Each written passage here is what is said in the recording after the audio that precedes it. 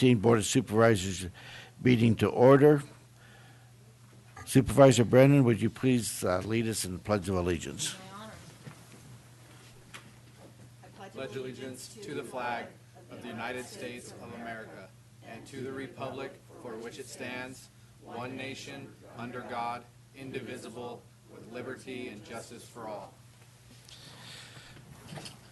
Thank you. The first item on the agenda is oral communication, and I have two cards that would wish to speak during that. Sheriff Jim Mealy first and Kathy Facilla second, and then anybody else that would like to step up after them. Thank you. Thank you, Mr. Chairman. Members of the board, Sheriff Jim Mealy, I just wanted to introduce to you two new lieutenants. One of the things that during this budget process, or last year's budget process, is that we created two new positions, one of them through the CCP and one of them through reorganization. So behind me we have Lieutenant Eric Earhart, who's been with us. He started, both these men started their career with the Sonora Police Department and came over to us. And Eric, 15 years? Both of you? Oh, you're a traitor. And so Eric's been with us for 15. He's worked detective narcotics. I'll let you, or let them, excuse me, tell a little bit about themselves. Jared Pippin, on the other hand, left to go to Modesto Police Department. And one of the things when we did some of our reorganization and some of our incentive plans, we're able to entice him to come back. And so we're very excited about that. Both these young men have been with us before Jared left, at least 12, 13, now 15 years. And they bring a wide variety of experience. They're respected throughout this community here and the law enforcement community. But because Jared has come back from Modesto, we actually now have inroads with Modesto Police Department, which is a very good thing, and nothing but high remarks when he came back. So we have Eric and then Jared. And gentlemen, you want to say a few things?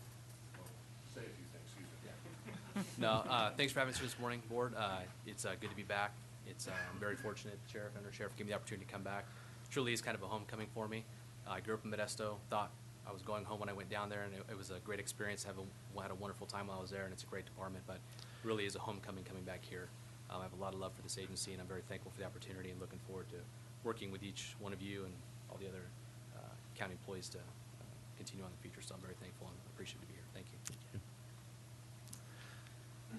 Eric Earhart. Said Jared and I have worked together for the last 15 years. We've worked narcotics together, investigations, and I look forward to the next chapter in our careers together, and excited about the things we're going to do. So thank you. Thank you, and I'm glad you guys made the right choices. They did make the right choice. They did make the right choice, but thank you again so much, board. And Eric will be in charge of communications and records, and Jared will be in charge of investigations. So we're excited, and it's a new chapter in the Sheriff's Office, and thank you for your support on that. So thank you so much. Thank you.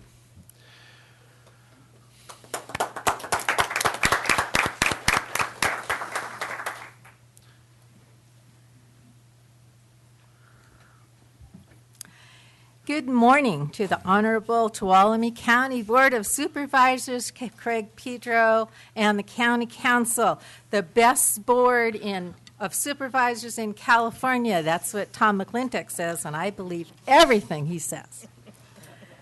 My name is Kathy Facilla, and as a member of Tuolumne County Central Committee and the Tuolumne County Board Republican Women of California, it is my privilege to invite you and all who would like to come to two events this summer that we're putting on. August 24th, at the Opera House, the Tuolumne County Republican Women Federated will be hosting Tom DeBaccaro, a California Republican candidate for our California State Senate. I believe the doors will open about 6 o'clock, and coffee and dessert will be served, and hopefully he can answer some of your questions about what you think a senator needs to be and what he wants to let us know that he believes in. On September 13th, on Sunday afternoon from 1 to 4, will be a delightful family barbecue where we will be awarding some of our first responders in this, our first county responders thank you down at Hearst Ranch. I have to follow my notes here. We encourage you to come, your families, and to ride the Hearst train. There will be a hamburger barbecue with all the usual barbecue fare and dessert. We will have children's games and prizes. The suggested donation for those not being awarded will be $10, and children will be $5, under 5 will be free.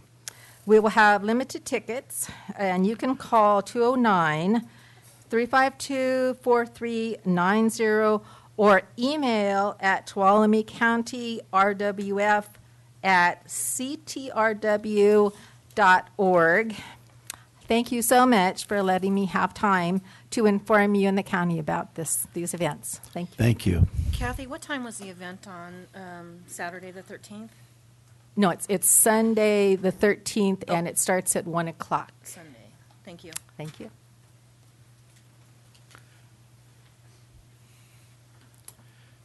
Anyone else?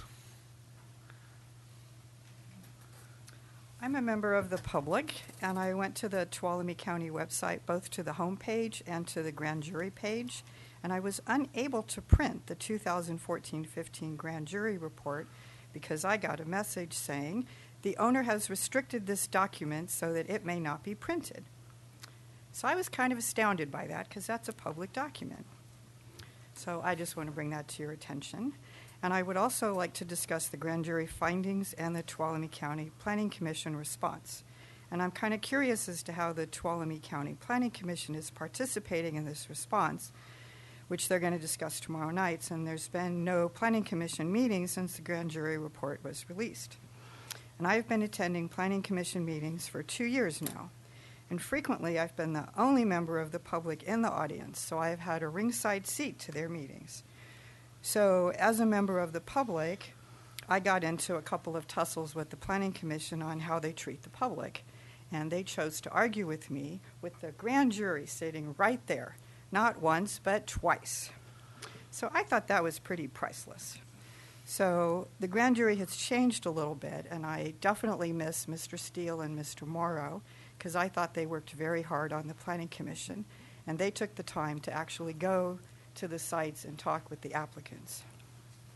And Mr. Royce, is Mr. Latore your appointment? Yeah.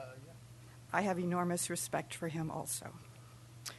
And then there's the others. So as a member of the public, I found them to have this kind of arrogant, condescending disdain for the public, where the public is either not allowed to speak, is hurried off, is not allowed to say the things they want to say. And I've been very disappointed in the Planning Commission. So I was kind of pleased to see the grand jury have something to say about them. And I know the grand jury said they were at the Planning Commission for at least 3 meetings. And I haven't seen a lot of other people other than Bev Shane and Duke York and perhaps Mr. Laird, who have been at 3 meetings themselves. So thank you. And just to let you know, Christina Cunha from the CAO's office just let me know that the grand jury report, you can now download it on our website. The problem was fixed. Mr. Chairman, just a comment. Yes. The board will be considering their response to the grand jury report at the next meeting. Good morning. Good morning, Josh White, Unit Chief for TCU and the Tuolumne County Fire Warden.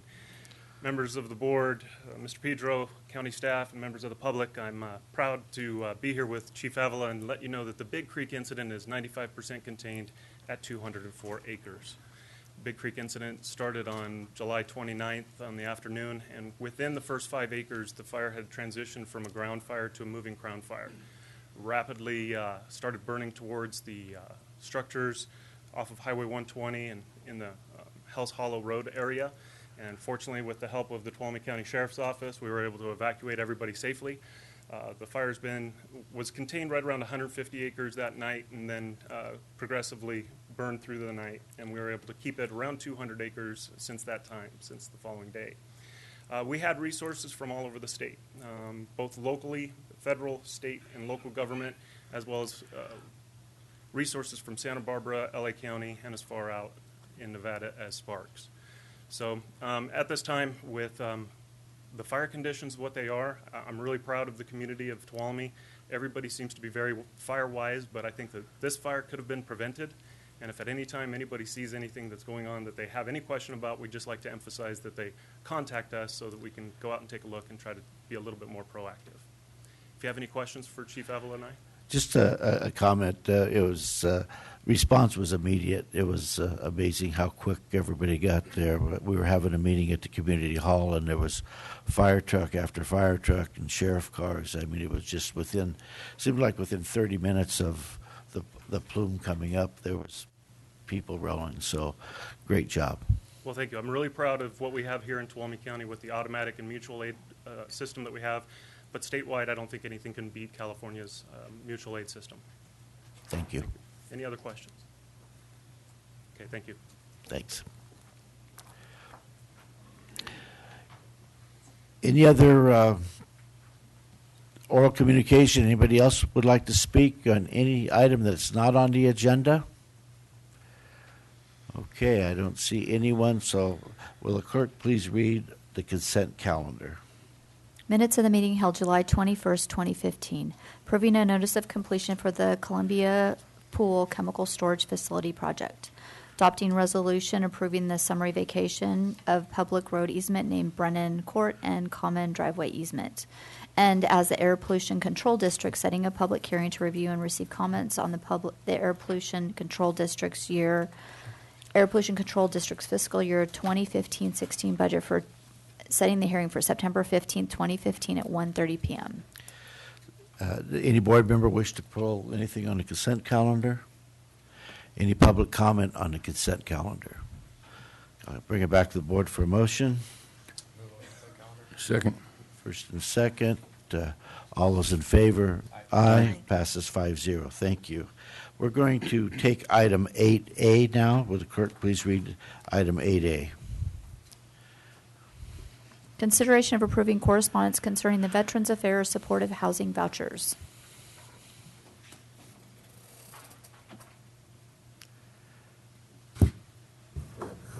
Thank you, Mr. Chairman, members of the board. Sheila Shanahan, Housing Program Coordinator.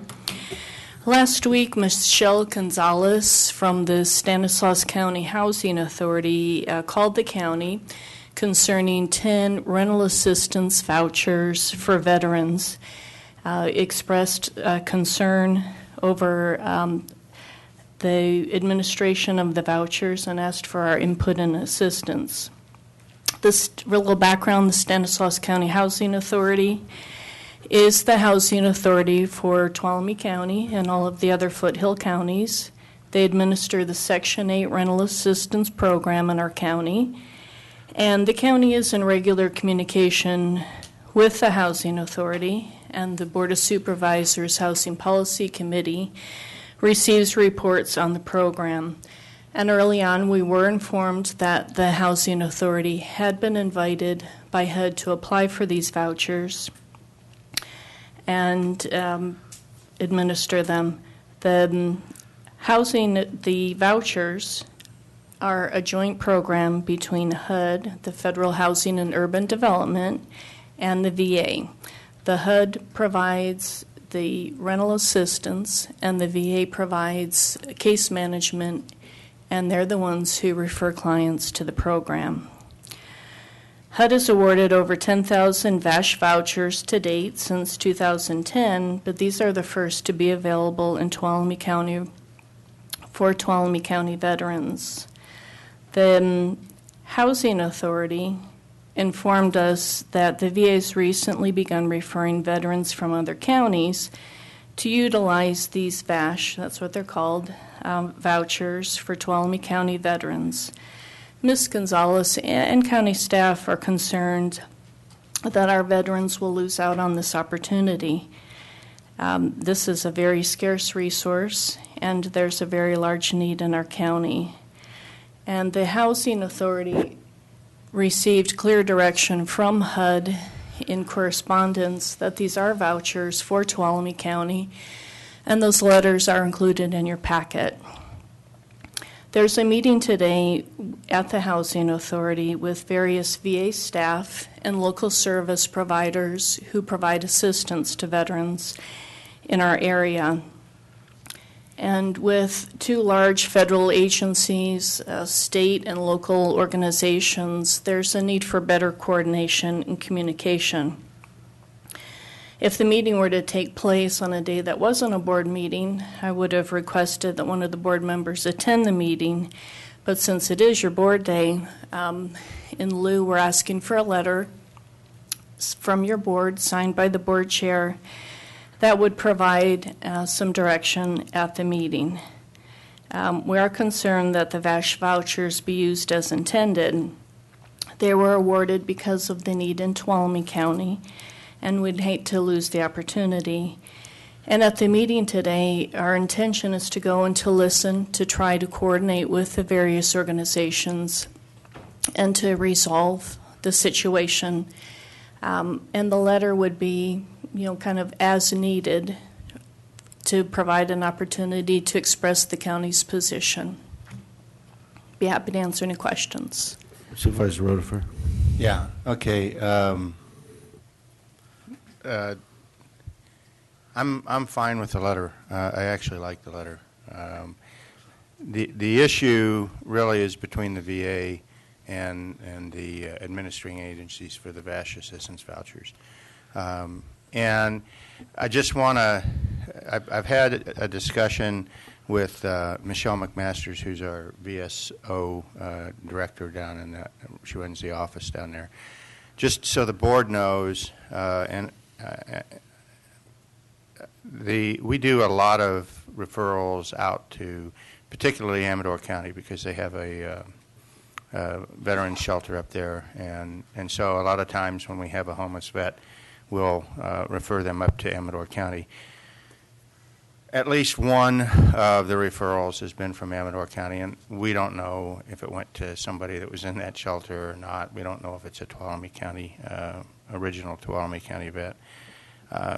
Michelle's comments to me were that there's a lot of cross-county line cooperation among the vets, and she's kind of loath to just, be real hard line on our approach to this, which I think the letter is not. So that's kind of why I'm okay with the letter. Certainly, we want our vets to get as much help as they can, but by the same token, I want all vets to get as much help as they can too. So I think the letter's right. I was going to recommend tabling this until after we see the results of the meeting, but I think we ought to go ahead and approve the letter and have it in our hip pocket up there at the meeting. So I'm going to recommend that we approve the staff recommendation. Okay. Any other board comment? Yeah. Supervisor Zanville? Yeah, I hear what Supervisor Rotifer says, but I know that there is a lot of need in our county. And when we lost control of our local control of our HUD Section 8 housing, these are the kinds of things that concern me, that things would happen beyond our control, and some of our vouchers for other Section 8 housing as well would go elsewhere. I think the letter is fine. I would like a report back after the meeting. And I've talked to the Congressman's office about this, and he said he stands by, ready to intervene in terms of getting it. He agrees. All our veterans need help, but the rural counties seem to be second-class citizens in this kind of arrangement. The urban suburban counties seem to get more of this than we don't get our share, is my point. And so I think it's important we stand up for our veterans and make sure that we get our share of these things. I'm sure there's more need than there is supply, so I fully support this. Okay, so I'm going to take that as a Yeah, motion by I'll move on Supervisor staff Waterford. recommendation, I'll Mr. second. Chairman. And my comment is that we put our trust in you to use it as needed. And any public comment? Thank you. We have a first and a second, a call for the vote. All those in favor? Aye. Opposed? None. Passes 5-0. And Sheila, you will report back to us on the outcome. Yes, I can report back to the Housing Policy Committee if that's your preference, the next meeting. Can you Or send to us the board? Can you send us an email? Oh, absolutely. Okay, Yeah, thanks. in the meantime. All right, thank you. Will the clerk please read item number 5, I believe. Consideration of approving an agreement with Kimley Horn and Associates for airport engineering services. Morning. Ladies and gentlemen of the board, good morning. Before you have the contract for Kimley Horn and Associates. This is very similar to the Kaufman and Associates contract we approved just a short time ago for planning and environmental services. This is the 5-year on-call contract for Kimley Horn and Associates, who will be working on our design projects and doing construction administration for them. The recommendation by the airport is to approve the contract. Okay, any questions from the board? Any public comment? Bring it back to the board for a motion. I'll move on staff recommendation. Second. Who wants the second? Sherry's got the second, okay. All those in favor? Aye. Passes 5-0, thank you. Thank you. Item number 6. Consideration of adopting a resolution continuing the local state of emergency as required by the California Emergency Services Act, Article 14, 8630C. Ms. Riggs. Good morning. Tracy Riggs, County Administrator's Office and OES Coordinator. So this morning we're once again before you asking you to consider renewing the proclamation for a drought emergency. So since the last time we met, there's been a lot of work as has been going on for the rest of the last year and a half. So just some general information. We have just in counting, and Rob is here, so he'll give you some technical information, but I counted how many intakes his office has logged since we came before you last month, and there were 31 intakes. And I would imagine that Mr. Koslevy probably still has some on his desk that have not made it into that log. So just to give you a general idea of, that's 31 home visits that environmental health had to make within the last month. In addition to that, he's also been delivering water. And in regards to water, as you know, Nestle had delivered a 53-foot trailer of water to us in May. That there was 22 pallets of water. There were 4x4. We put in a call because we ran out of water, and on August 4th, they delivered another 53-foot trailer of water at no cost to the county. And so that has been a huge, huge part of our response. Rob and Rochelle have been delivering water. That has taken a lot more time for our environmental health staff to take that on. I did receive an email last week in which the Sheriff's Office, Rob Lyons, is working with Search and Rescue and CSU, and they're willing to bring in their trucks and trailers and begin making those deliveries for us.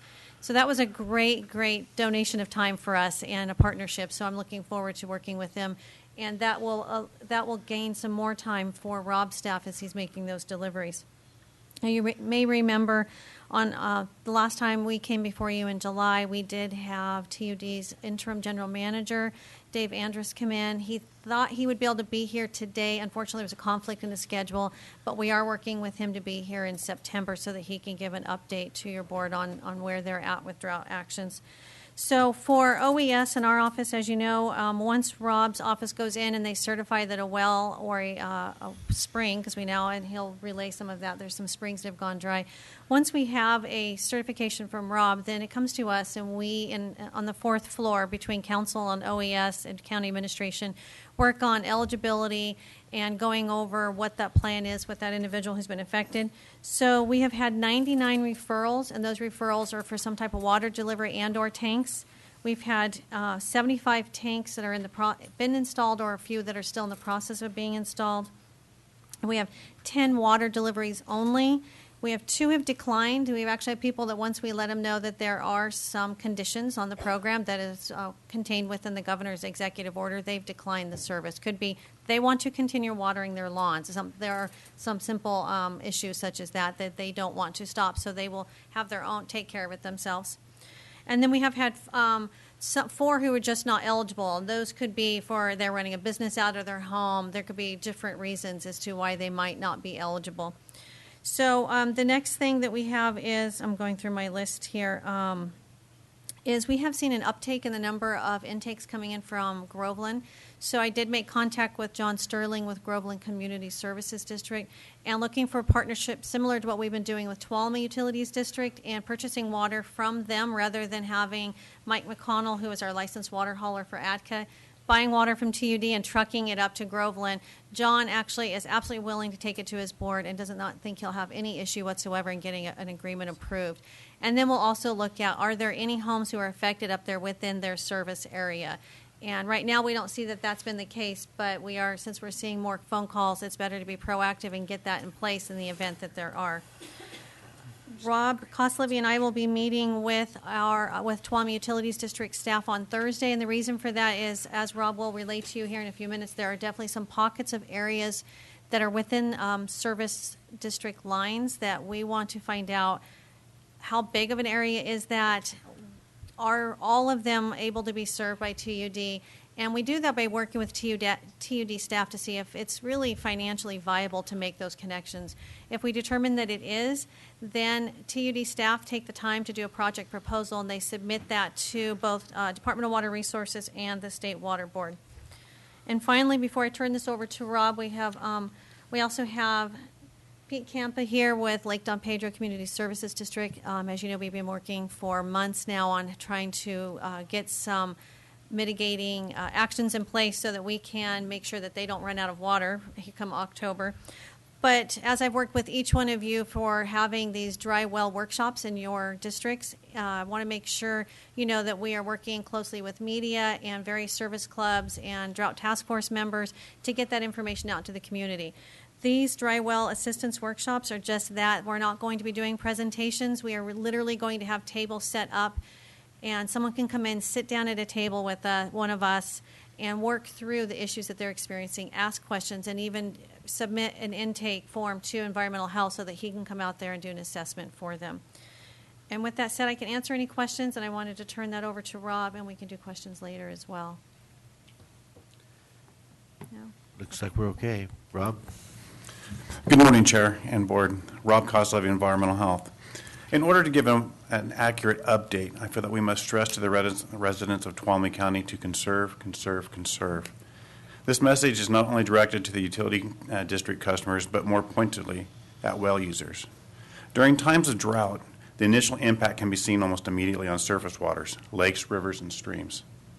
However, it may take up to 4 years before continuous drought may have any impacts on groundwater.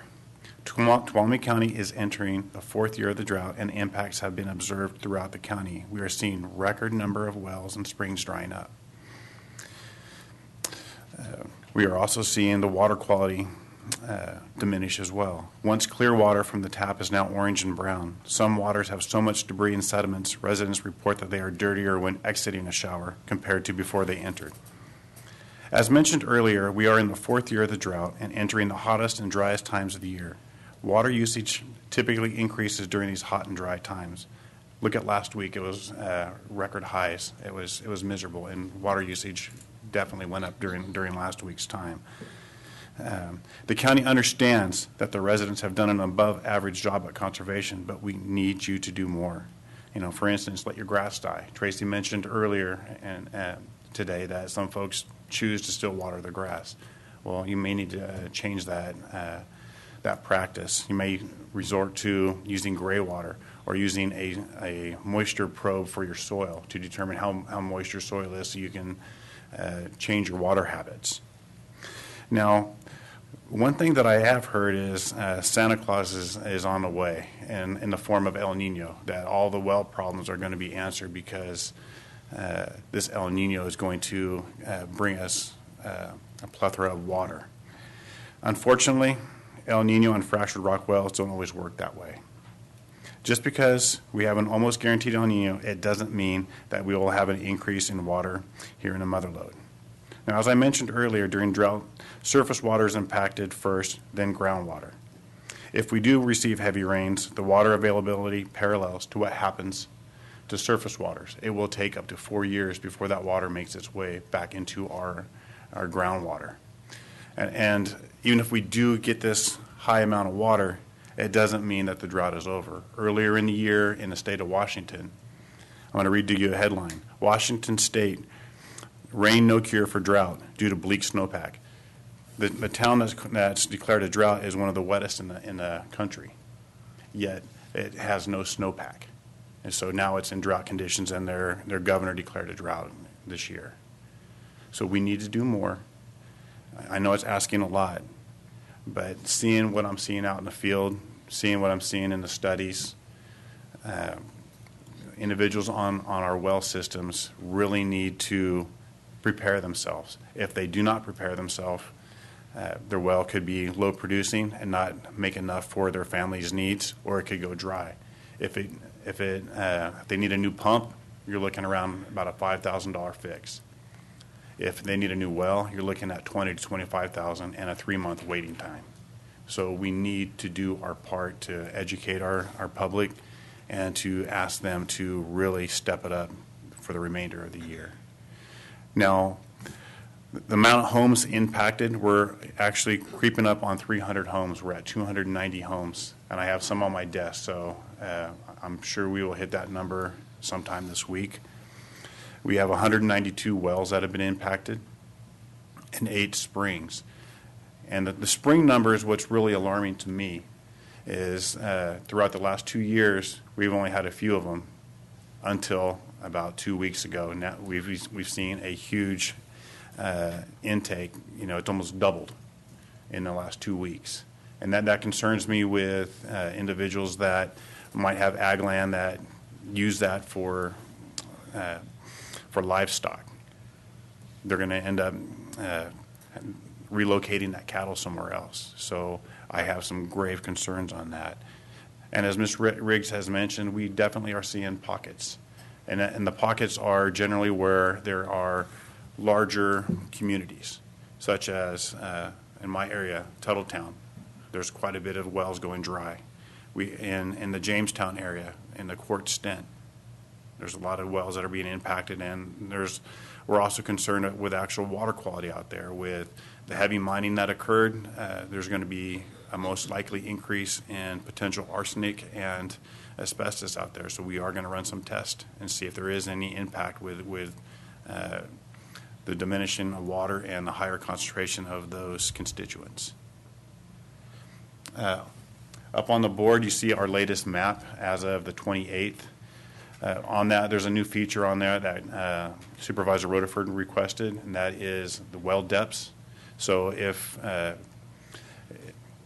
a break, you can take a look at it and see the varying depths throughout the county, and you will notice that there is no rhyme or reason, whether it's a 26-foot deep well or a 900-feet well.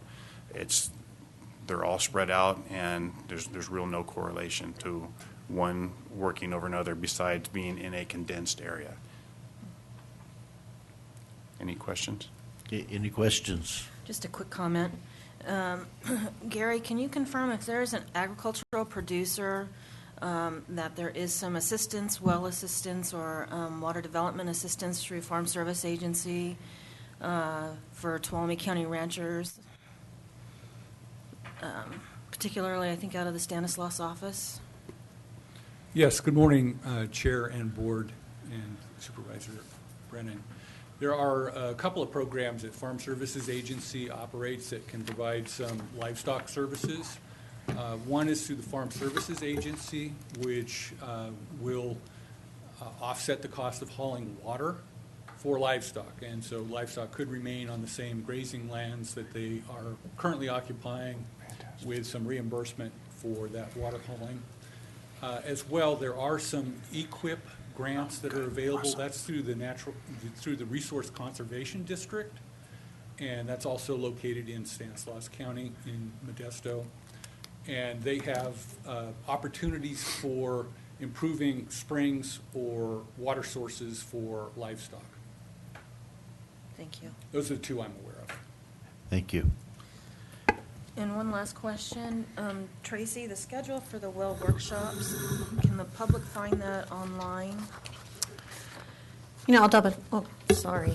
My goodness, I will double check that. I'm not sure if it's been posted, but it will be by the end of the day if it's not already on there. We, as you probably have seen, we've worked closely with mymotherload.com, and Union Democrat also did a great, Alex actually did that article for us, did a ride-along, but we'll make sure that that's available on the home site, OES, and then as well as environmental health. Thank you. Supervisor Rutherford. Are you going to talk? We have Pete. Pete. Yeah, is Pete going to talk? You ready? Yes. I thought I was chairman. Well, that was my question. I didn't know if we were done or we were. No, that's okay. Or Pete was going to talk. Pete Campa, Campa Community Solutions, serving as general manager for Lake Don Pedro Community Services District. And I do strongly recommend the continuation of the resolution of local emergency. It's very important for us to maintain that consistency. Nothing has changed in this environment, unfortunately, except that these guys and everybody associated with this are just busting it like crazy to try to make it happen in each and every community, from every single individual well to the community systems and everything else. So it's couldn't ask for a better effort from your staff, and the board support is fantastic. We've been at this about 6 months in Don Pedro, almost constantly, dealing with the fact that the lake level was dropping, and there were things out of our control with the remaining water in that lake. So it's kind of, I had a nice little green, yellow, amber, red chart ready to throw out, and had failures at the last minute just to be able to show you that for the most part we're in the green. A couple of really good things have happened. There's 60 feet of water right now underneath our pumps, okay? And MID, Merced Irrigation, has been able to maintain that because they've received some approvals from the Department of Water Resources, the State Water Resources Control Board, and FERC to reduce in-stream flows, and then also in-stream flows downstream of the reservoir releases, and then also the ability to pump below minimum pool, which was the biggest concern that came and went 3 times over the last 6 months, because minimum pool is considered the level at which MID shouldn't be diverting anything for any reason, because it's so low that everything's going to die. And so in general, the National Marine Fisheries is concerned about the health of the fish and aquatic species, so they say hands off. But we worked with everyone involved, including your staff, to get those approvals, and MID is very appreciative of that. They didn't realize the value of this relationship and everything that it brings with this board, and we're a county and a half away in reality, so that's much appreciated. So we've got 60 feet of water, minimum of 120 days of water supply left in McClure under our pumps. There's still 80,000 acre feet once our pumps sit in the mud that we can't access right now. We've been working like crazy to get 4 wells installed, or enough wells to give us 350 gallons a minute. That will meet our wintertime water demand. And any of you that know groundwater wells, just like we've been talking about, you don't just drill a well and if it looks like it's producing 150 gallons a minute, you're good. You're on it and going to pump it like crazy. You have to go through a long procedure of a couple weeks of pumping and monitoring to make sure that you're not just in a small crack, because these things they can draw down really fast and take many, many years to recharge. So you've got to make sure that when you're drawing, you're not just drawing on a small little pool of water. And so good to report that 2 wells are funded at 100% through state grants. They are at least halfway through construction right now. We could put those wells online with a generator and and they're connected to our water system, so we could use that water right now.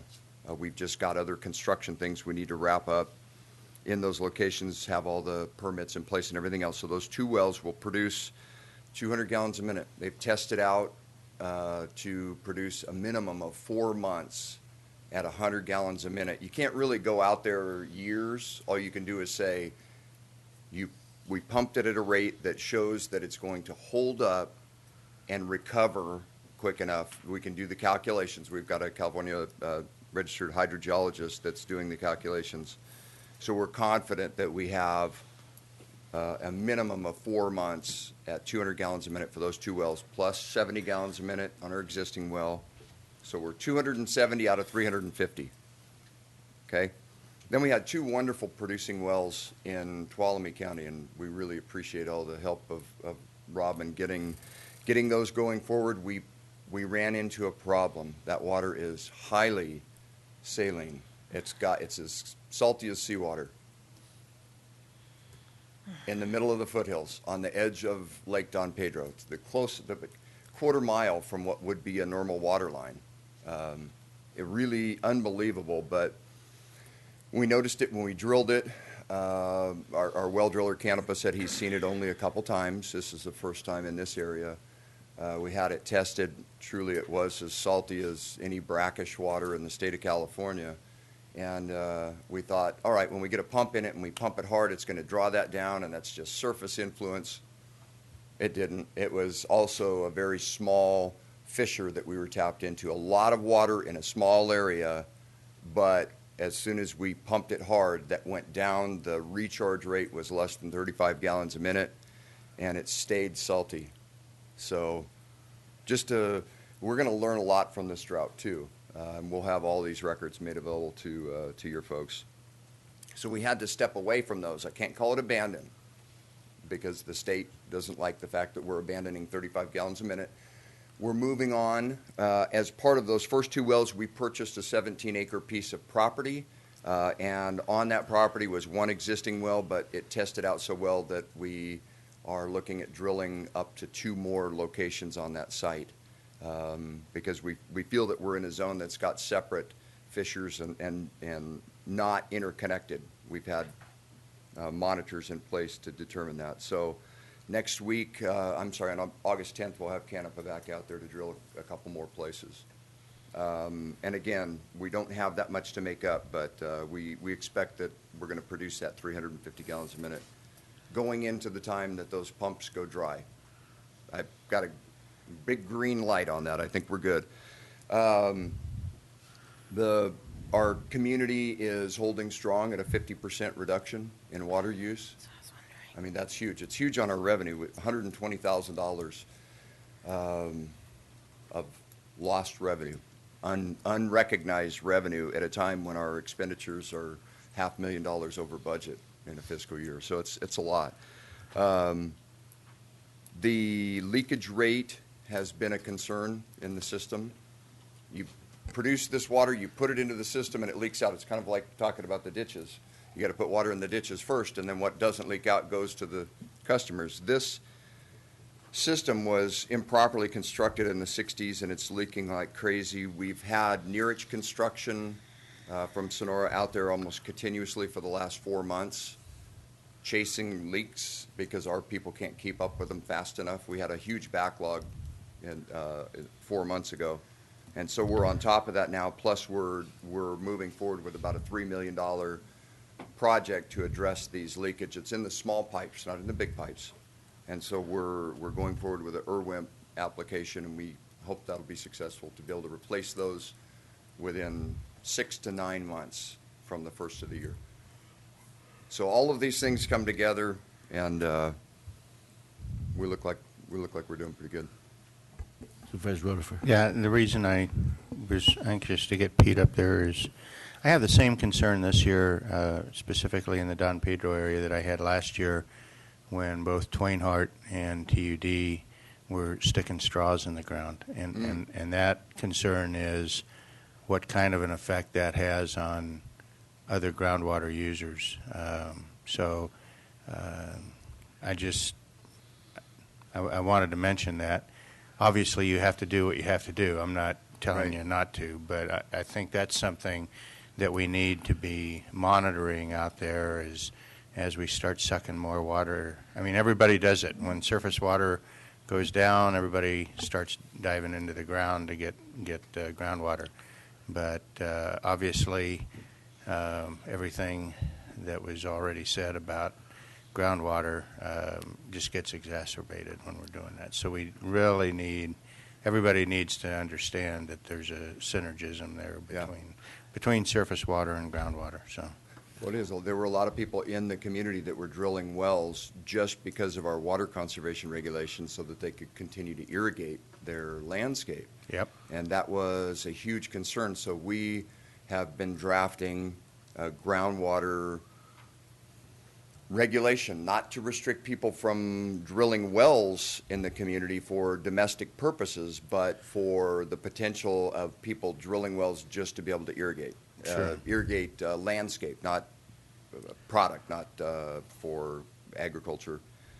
The one thing I want to say on that piece, because I think it is important when you're talking about 300 people impacted in the individual wells, is possibly Rob and I could work together and come back with just a quick 15, 20-minute presentation on how we monitored continuously the water level in the other wells around and how that went, because that was a significant expense that we went through to make sure that when we're pumping here, that a quarter mile away this way and a quarter mile away that way, those weren't being drawn down.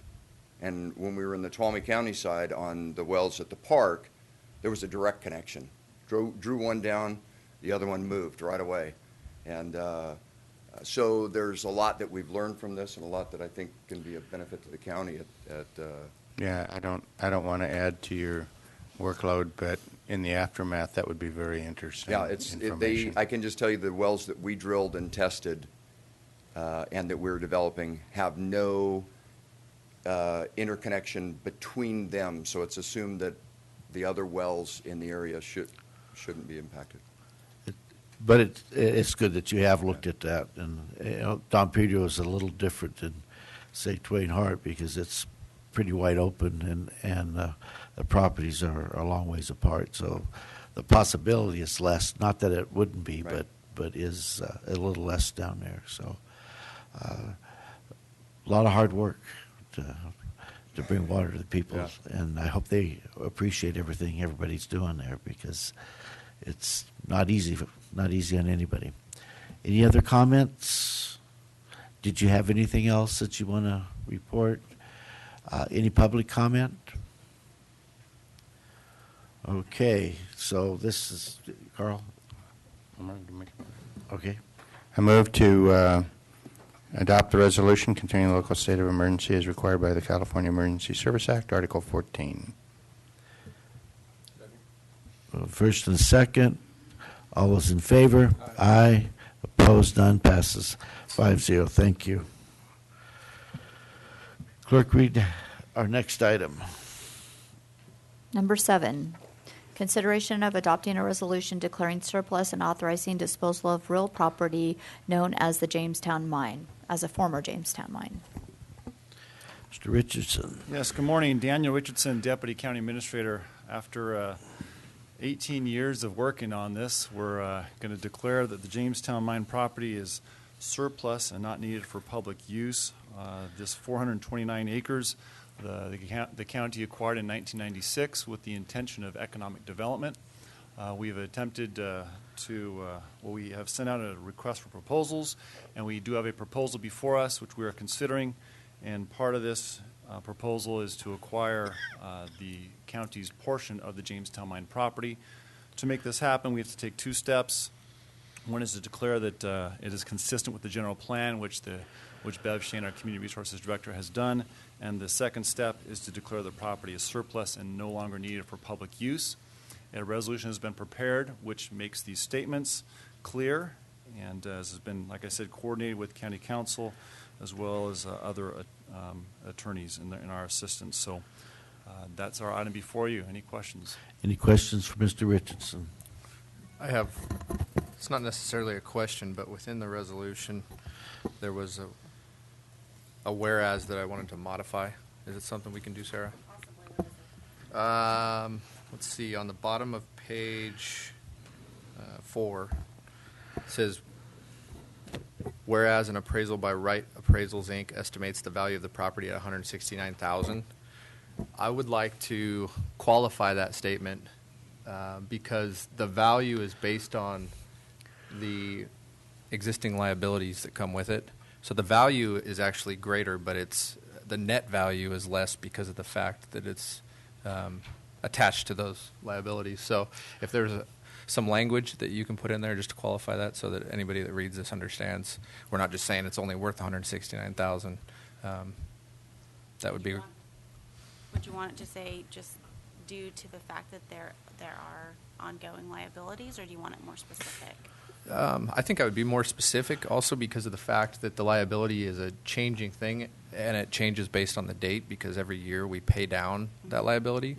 So currently, I mean, this appraisal was done several years ago, and the value that we've come to agree upon basically is it should be prorated.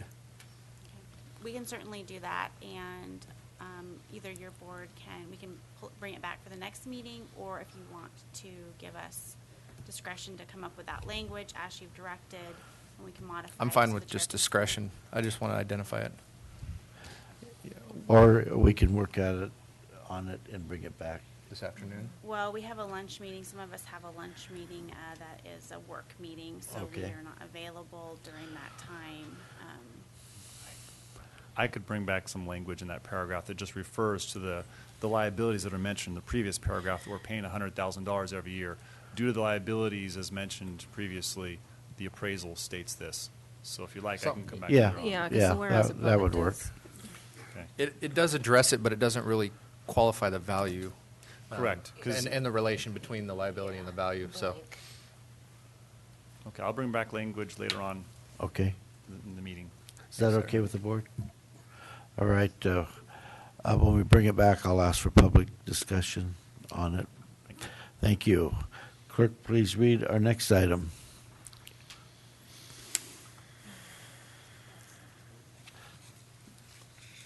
Number 8 is consideration of providing direction to Community Resources Agency staff regarding the proposed July 2015 update draft water resources element of the Tuolumne County General Plan. Good morning. Adam Piskowski, Supervising Planner for the CRA.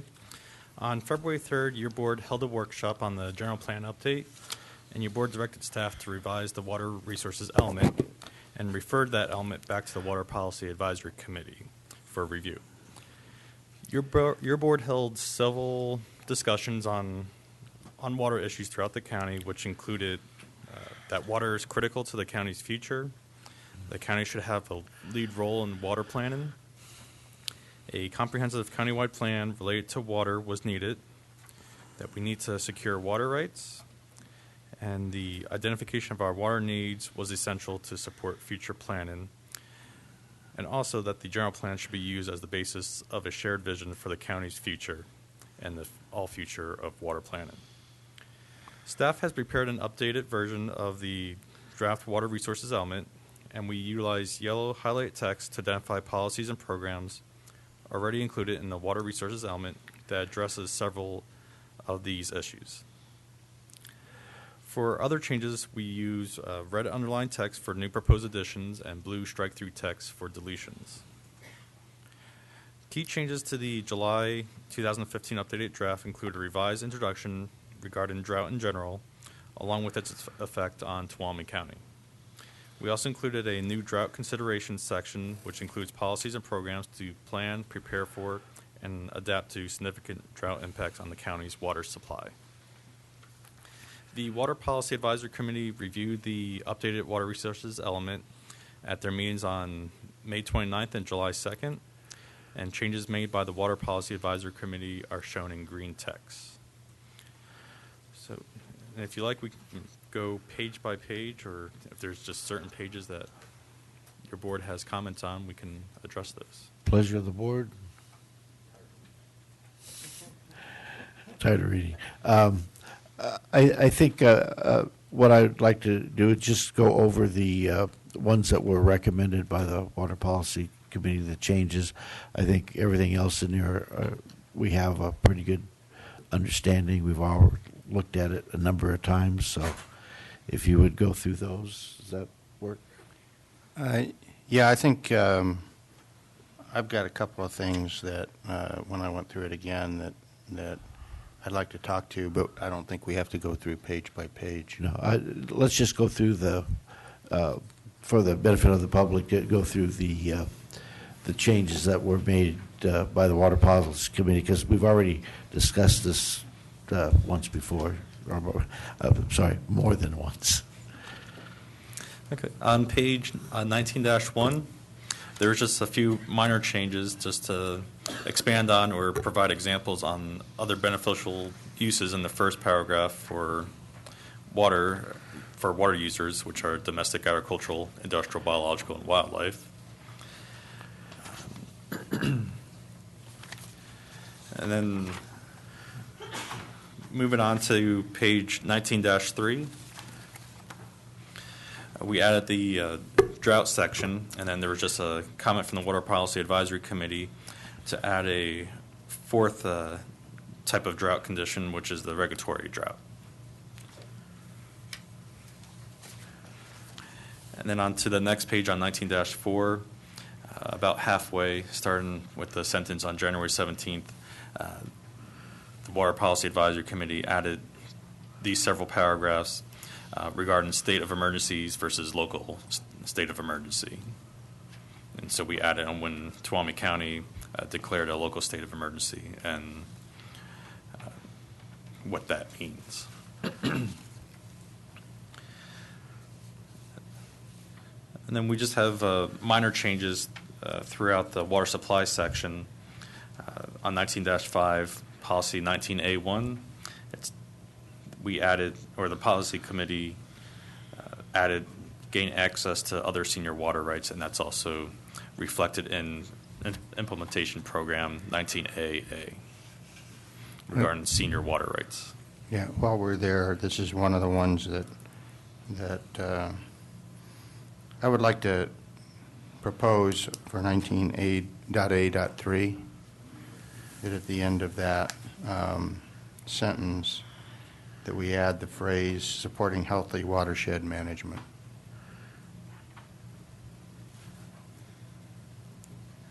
And that section again, Carl, was 19? It's page 19-5, but it is 19.A.3. The full sentence would read, work with other agencies in developing joint water policies supporting healthy watershed management. Okay. I agree with that, especially since we're talking about water storage in the sentence above it, and knowing that our watersheds have probably some of the largest storage capacity that there is in this year, so I would agree with that. And it also kind of ties into some of our thought processes in terms of linking watershed management with water Forest quality, management. quantity, and forestry management, all of that. And later in the document, there is some, in the policy, there is some discussion and language about healthy watersheds, and so. Okay, looks like we have consensus on that.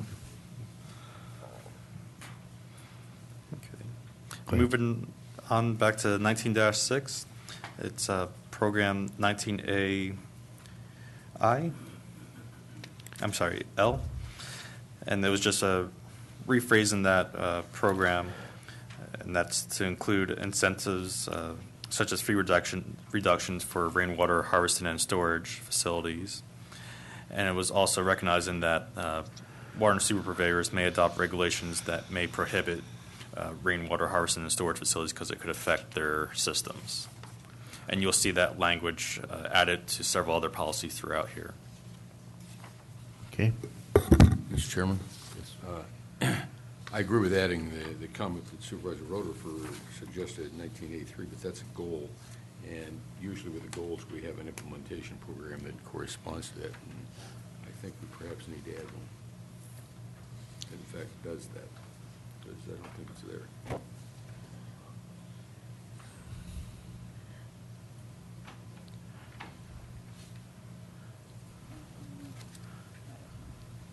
was 19.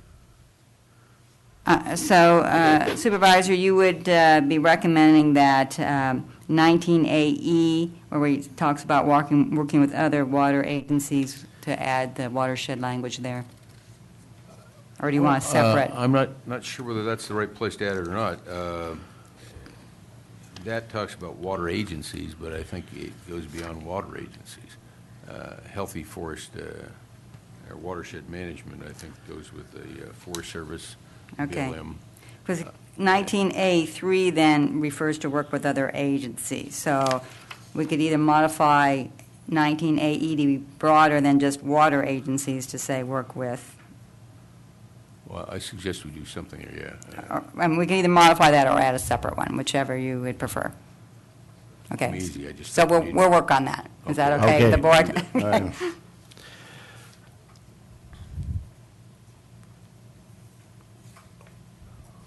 Okay.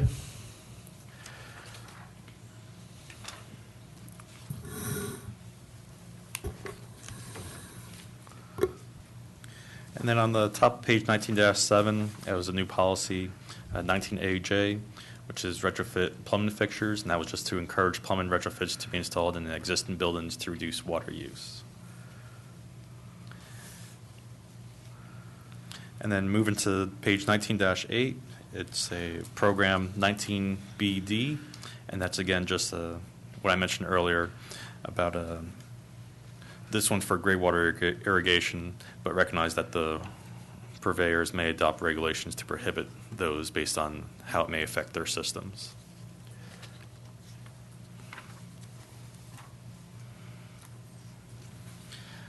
On page 19-19, there were just minor changes made there by the committee. And then moving to 19-11, it was gold 19C, and then policies 19C1 and C2. There's minor changes there, and that was just regarding recreational use in our water resource areas. So it's just regarding that. And then for 19C1, it was changed that it would read permit recreational uses in flood zones if it can be demonstrated that the recreational use will not cause additional flooding or increase the potential for flood damage. And that was just clarifying the language in that sentence. Okay. On 19-13, this is now the public water supplies section. There's just minor changes in here, so it's not particular to certain agencies or certain projects. In the first couple of projects, we deleted the TUD and GCSD and just included all affected agencies, so we're not specific to certain agencies or for certain projects. And then there was also other minor changes within the purpose paragraph. And then we can move on to 19-15. And there's just deletions of the second sentence in 19F2, that policy, as well as in 19FB. And that was just deleting the balance the water needs of existing residents or other users of water. Okay. The next change was 19G2, and that was just to add that consider the undesirability of proliferation of small water systems as defined in the California Health and Safety Code. So we added in where that definition is located. And then there was no changes at all in the sewer system section. And then so on 19-20, again, there were just minor changes in this section. It was recommended that we change the title from water conservation to efficient use of water. I just wanted to make a comment because what we try to do throughout this document was to distinguish between good stewardship, efficient use, and actual conservation, which in our minds, I think, collective minds, was that conservation is the pain that you suffer through in emergent times, and efficient use or good stewardship is what you do every day to be good stewards of our natural resources. Otherwise, if we try and conserve ourselves to zero every day, then what do you do when an emergency comes around? I just wanted to explain that. Okay, go ahead. On 19-20, it's policy or programs 19JH and 19JO, and these are just similar to earlier policies and programs where we recognize that the water and supervisors may adopt regulations that would prohibit or the gray water use and water harvesting and storage. And then we also added 19JP, which is water efficient technology, so that we would support development of new technology to improve the efficient use of water. Carl? Again, for the public's information, and we've mentioned it twice, where the utility districts may adopt regulations that would restrict to some level how much you could use gray water. The reason for that is that if you take all the water outflows out of the system and recycle it into gray water, it has a severe impact on their sewer system. So there's a balance that has to be there. We're not, the districts, I can guarantee you, would encourage the maximum amount of gray water use possible, but they need to have a healthy sewer system as well. So I didn't want the public to be misled on that. Okay. And then the next section is the drought considerations section. This is the new section that staff proposed, and the Water Policy Advisory Committee had very minor comments on page 19-24. It was just, for example, for 19KL, we had to continue to work with the state to implement the California Disaster Assistance Act, and then the committee added or similar assistance in case there's different assistance in the future. And So I had a question here. Jerry? I was wondering if this was the appropriate place for this conversation, or when we have a catastrophic wildfire, it's not necessarily how we deal with it is not dealt with in our natural resource component, but aspects to prevent it are. And so I'm just wondering if this is the right place for this conversation. well, we also have the safety element, so we address those issues in that element. Yeah, I guess that's, I'm wondering if that's where this should be. Carl? Yeah, I kind of had the same concerns when we were going through it in the Water Policy Committee. I think I made a comment and then just backed off of it. But I really do think that perhaps this discussion ought to be part of our safety element. I don't know. What do you, Ms. Shane, what do you? It could be in either. Because your board directed we have a water element, and this specifically is discussing water issues and what happens in the case of specifically a drought, which is water related. It is appropriate, I believe, to have it in this section. The public safety section, again, talks about fire and other issues like that for public safety. So, if we didn't have a separate water element, it would certainly be in the safety element, just as the water and sewer sections used to be under the public services element.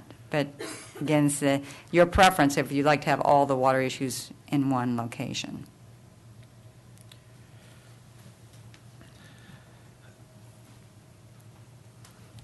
To me, it makes sense to be in here. It's a water issue. I'm concerned about a couple of things, Mr. Chairman. This is our first attempt at this, so I don't expect to get it perfect. Okay, but if you think about it, you start coming up with things. I'm concerned. We talk about here efficient use of water. We talk about stewardship of resources, and with the drought and everything else, and the idea of hooking people up to lines as opposed to groundwater and things like that. I'm concerned about potential conflict with other areas. One, I think in these emergency situations, we ought to be able to drill wells in open space.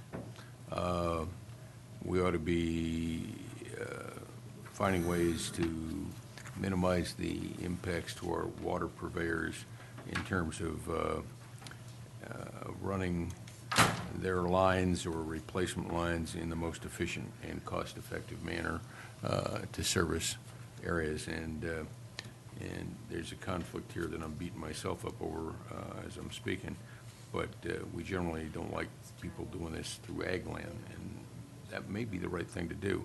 Are we precluding any of that?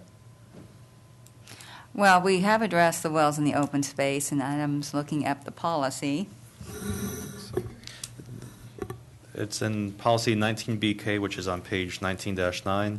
So that was one of the recommendations from the Water Policy Advisory Committee, was to allow wells within the open space zone and districts. So we made that change. Okay, I missed that when I reread it because there wasn't a change.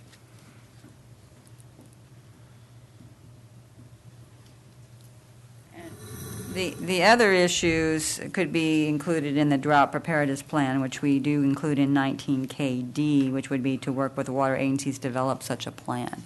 That, I think, is where you're getting with them, working with them to extend water and lines and that type of thing, just as we're doing today. Yeah, I just second guessing us is all I'm doing. Yeah. Thanks. Okay, Supervisor Rutherford. Yeah, I'm kind of leaning more now to moving that drought consideration section out of the water element. And the reason is because I'm kind of looking at it from a emergency kind of response kind of thing, rather than digging through all the different elements of the general plan. I think I'd really like to have all that stuff in the public safety element. I think it makes more sense there. I don't know, you're the guy that owns the OES, so I don't. Yeah, we have our separate emergency service plans and multi-hazard plans that we refer to on a regular basis. As far as where it shows up in the general plan, it's really up to you guys. Yeah, I don't think it matters as long as we have it. I just kind of agree with Supervisor Rutherford that it seems like it would be appropriate for it to be in the emergency. Well, I'm not going to lose any sleep over it either way, as long as we have it. So, what's your pleasure? I'll go with Sherry. Well, I'm trying to get consensus. Okay, all right. So we move it to the public services section. Yeah, okay. We can certainly do that. Okay. Safety, right? Safety? Yes, excuse me, it's public safety. Thank you. All right. Well, let me get a little more direction. Okay. We've added the drought section, but I would imagine still wants to have at least something in the introduction about drought and refer the reader to that section. So, yes. Okay. Just want to make sure. Yes. Okay. Okay. So we can find it. Yes. All right. Any other questions from the board? Any public comment and would like to speak on the water element?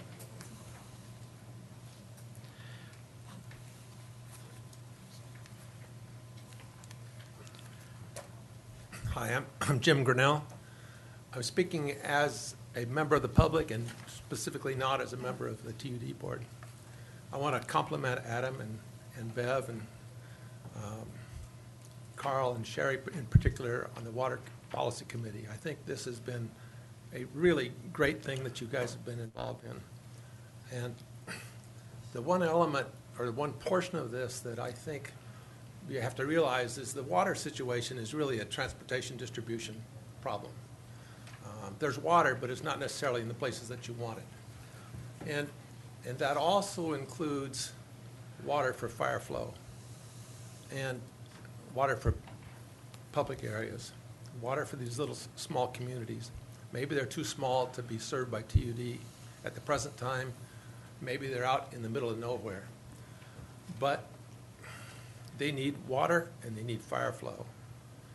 And I hope that your regulations and as you get thinking through this, you'll consider the need. Now, City of Sonora is just going through a thing with TUD for 85 new fire hydrants. And that includes I think, a couple miles of new pipe. When the Washington Street project was done, I'm told that that pipe was 80 years old.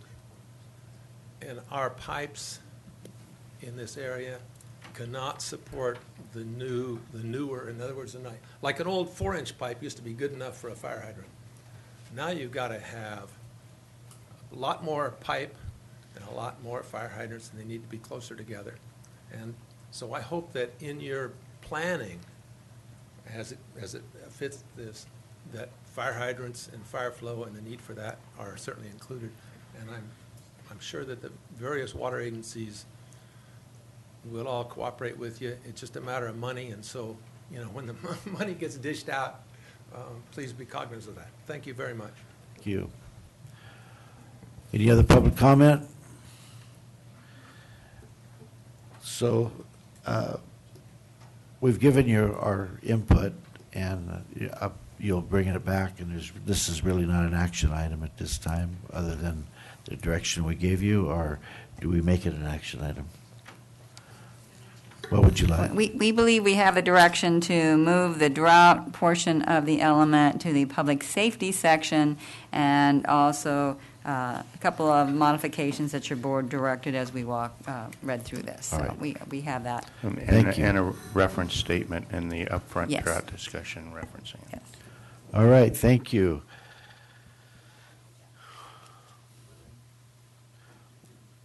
We'll do item 9, please. Would clerk please read item 9? Consideration of adopting a resolution increasing awareness of the issue of commercial sexual exploitation of children and affirming the county's commitment to combating these activities. Thank you. Good morning, Chairman Gray, members of the board. Corey Ashton with the Human Services Agency. Today I'm here to talk with you about a more somber topic, and that is of the commercial sexual exploitation of our children. It's a serious issue here in the state of California, where we have 3 of the top 10 trafficked areas in our nation, and that would be in San Francisco, San Diego, and the LA metro areas. Sadly, there are over 100,000 children nationwide that are sold into our United States, not overseas, commercial sexual exploitation activities. Children are most vulnerable between the tender ages of 11 and 14 years. Serving the sexually exploited youth is critical not only to supporting youth, but to the well-being of our community. The critical issue requires us to work together so that we can raise awareness of this very serious issue and to develop service approaches so that we can safely work with children who are ensnared in these systems. Across the state, our partners in law enforcement, child welfare, mental health, and community partners, our victims' rights supporters, are all seeing increases in the numbers of children that are affected. A state budget augmentation was put together last year of nearly $20 million that allowed for local prevention and intervention to serve these youth. The California State Association of Counties and the Child Welfare Directors Association also supported the Federal Strengthening Families Act, which further added supports for those children in our foster care system impacted by child sexual exploitation. Today, we respectfully request that your board adopt the resolution before you, and this is to increase awareness of the issue of commercial sexual exploitation of children and affirm our county's commitment to combating these exploitive activities. Thank you. Any questions, comments? Just a quick comment. I mean, these statistics are staggering, and I personally think we need to, do whatever we can to ensure that it's not happening in Tuolumne County. Thank you. Okay, any public comment? Bring it back to the board for a motion. I'll move on staff recommendation. I'll second. First and second, call for the vote. All those in favor? Aye. Opposed? None. Passes 5-0. Thank you. Thank you for bringing it to us. We're going to take a short break until 10:30, and we'll have our 10:30 appointment.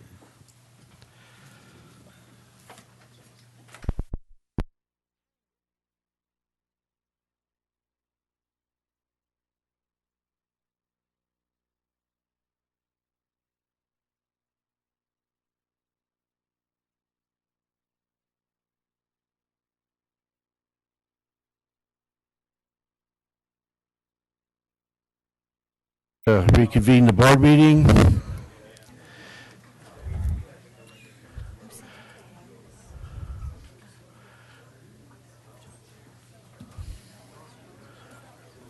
I'm waiting for Mr. Royce. He's on his way.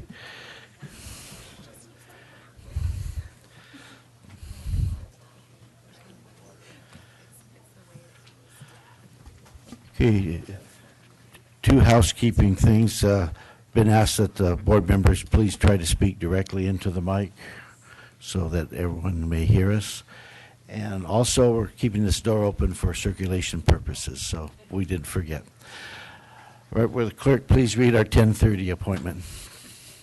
10:30, presentation on preparation of the fiscal year 2015 through 16 final budget hearing and consideration of directing staff on development of the base document to be used for the hearing. Mr. Pedro. Yeah, Mr. Chairman, well, this is a very active mic. Mr. Chairman, members of the board, as you know, you adopted your proposed budget for the 15-16 year back in June. And just by way of reminder to all, that we do a two-step adoption process. One is through the adoption of a recommended budget in June, and then we hold a final budget hearing. Can vary as to the time, but this year we will hold that hearing on August 18th. What goes on in between a recommended and a proposed budget? Of course, we end our year, close our books. We get a final accounting of the prior year's revenues and expenses. The auditor controller works incredibly hard in putting all that together. And as I'm speaking to you, Mrs. Batista and her staff are working to put those final fund balances together. When you look at those prior year revenues and expenses, that can also help inform you to go back. If you go back and look at what actually happened in the prior year, you can sharpen your pencils a little bit and maybe find a little bit more revenue and maybe find some things you can decrease some expenses. We also have a major thing called a state budget that gets adopted, and we like to see what's going on there. And then we take all of that information and then put the document back together for consideration in your final budget hearing. Again, this is not the hearing. This is just trying to take that information and present it to your board, get your feeling of how you would like that document that we will have the hearing on constructed. So having said that, in conjunction with your recommended budget, your board did give staff some fairly specific objectives that you wanted us to try and address as we came into our final budget hearing. Some of the highlights mentioned in the memo includes reducing the general fund's dependence on one-time funding. Unlike past years where we had gotten it down to where there was no dependence on one-time funding for ongoing expense, we did find ourselves using more than we have had in some time. And we had a target of trying to reduce that dependence to no more than 1% of the general fund. There were 4 high-priority positions. The board is very interested in trying to find ways to fund those and get them into the budget, to restore our contingencies from a little over $500,000 to the $1 million that we usually have, and if possible, to try and maximize funding for the new jail in order to reduce borrowing for same. And I'm just going to thank the departments, right now, and Mrs. Batista. They've all worked very well together as a group with me and my office individually, and looking at all of their revenues and expenses. And I think it's going to make your jobs a whole lot easier, and hopefully you'll be pleased that we can come very close to meeting all of those major objectives. And again, this is all prior to the hearing. Today's presentation will mainly focus on the general fund. That's where you have the greatest discretion, not to say the other funds are not important, but we can cover whatever you'd like to, but might want to reserve some of that discussion for the final hearing itself. Outside of the general fund, the fire fund is expected to end the year with a slightly higher fund balance. There will be no lack of things that we could apply that to. There's equipment needs, there. The board had given direction to do a new version of a fire and first responder study. That's going to require funding. Perhaps that is the place that we can find funding. And I know your board has been very vigilant and purposeful in making sure that we have full year funding for the Jamestown Fire Station. In the Human Services Agency, there is a request contained in Attachment E of the packet for you today. And again, don't have to approve it, but it could be a time you could ask questions if you have any. Ms. Connolly and her staff are here if you do have questions. Also, Ann from HR. There's a 4.2 FTE increase proposed in the Human Services Agency in a variety of the departments, all 100% offset with revenue. And probably the biggest thing amongst your capital funds is the county capital fund in particular. And discussing things with Mrs. Batista, we're going to end up not changing anything fundamentally other than we're going to rebudget a lot of, not all, but most of the juvenile project from 14-15 and put it back into 15-16. And that just has to do with the timing of when the construction's actually being done. So it's not new money, it's not new expense. We'll just move some from 14-15 to 15-16. So I don't want you to be surprised when you see the size of the budget, specifically the capital budget increase, but it's just rebudgeting monies from one year to the next.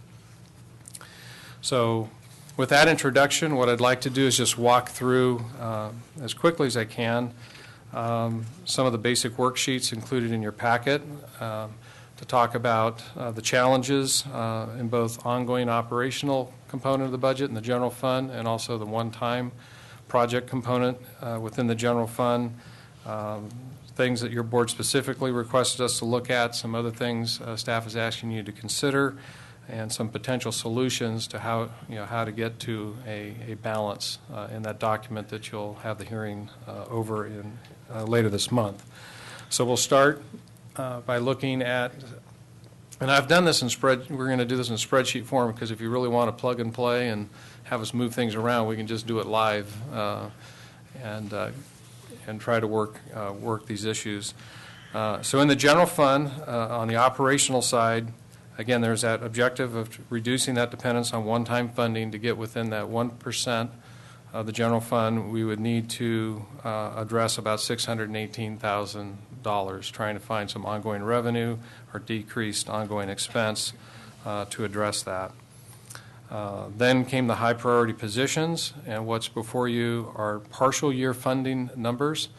Assuming that most of these would start, if approved by the board, would be November 1st, allowing for some recruitment. There's one of the positions would start October 1st because there's already been a recruitment and they have a list and could probably get people on sooner. So these are partial year numbers. The board had also expressed interest in putting money aside for natural resources and water consulting services. We put a number at $100,000 as a placeholder for discussion. Those are the major objectives the board had in the operating part of the budget. So there's about $945,000 in needs. A couple of additional considerations to put before your board. These were on the longer high priority list but didn't make that final cut. But I felt it's something that I should bring forward so your board is aware and could address them as you so choose. But in our libraries, what's happening, as your board knows, along with other departments, we've had to reduce both permanent and relief staffing. But in the libraries, in the last several months, what's happened is we've lost 4 of our very senior relief workers in those libraries. What's happening is we've been having to pull from both the Tuolumne and Twain Harte libraries at times, closing them down in order to staff the main library here in Sonora. Up in Groveland, just a few weeks ago, we lost someone who'd been serving in a relief capacity. So this is someone who gets no benefits, works part-time. They've been working diligently for 14 years, and they've stepped down, and it's just going to get to be a real challenge to find people of that dedication willing to work for that kind of money and keep those branches open. So we thought we better bring this one to your attention because it could really be something that you would hear about if we did not. So what you see here is if we were to offset the addition of one full-time library assistant with a reduction in relief, which the library staff said they'd much rather give up the relief and to get the stability of a permanent position that they can move around. The net cost for the year would be about $27,000. In the youth centers, we used to have full-time youth center coordinators and with assistants, part-time assistants. Again, in the cutbacks, we're lucky to have any relief, and we would also cut these from full-time to 0.8 positions.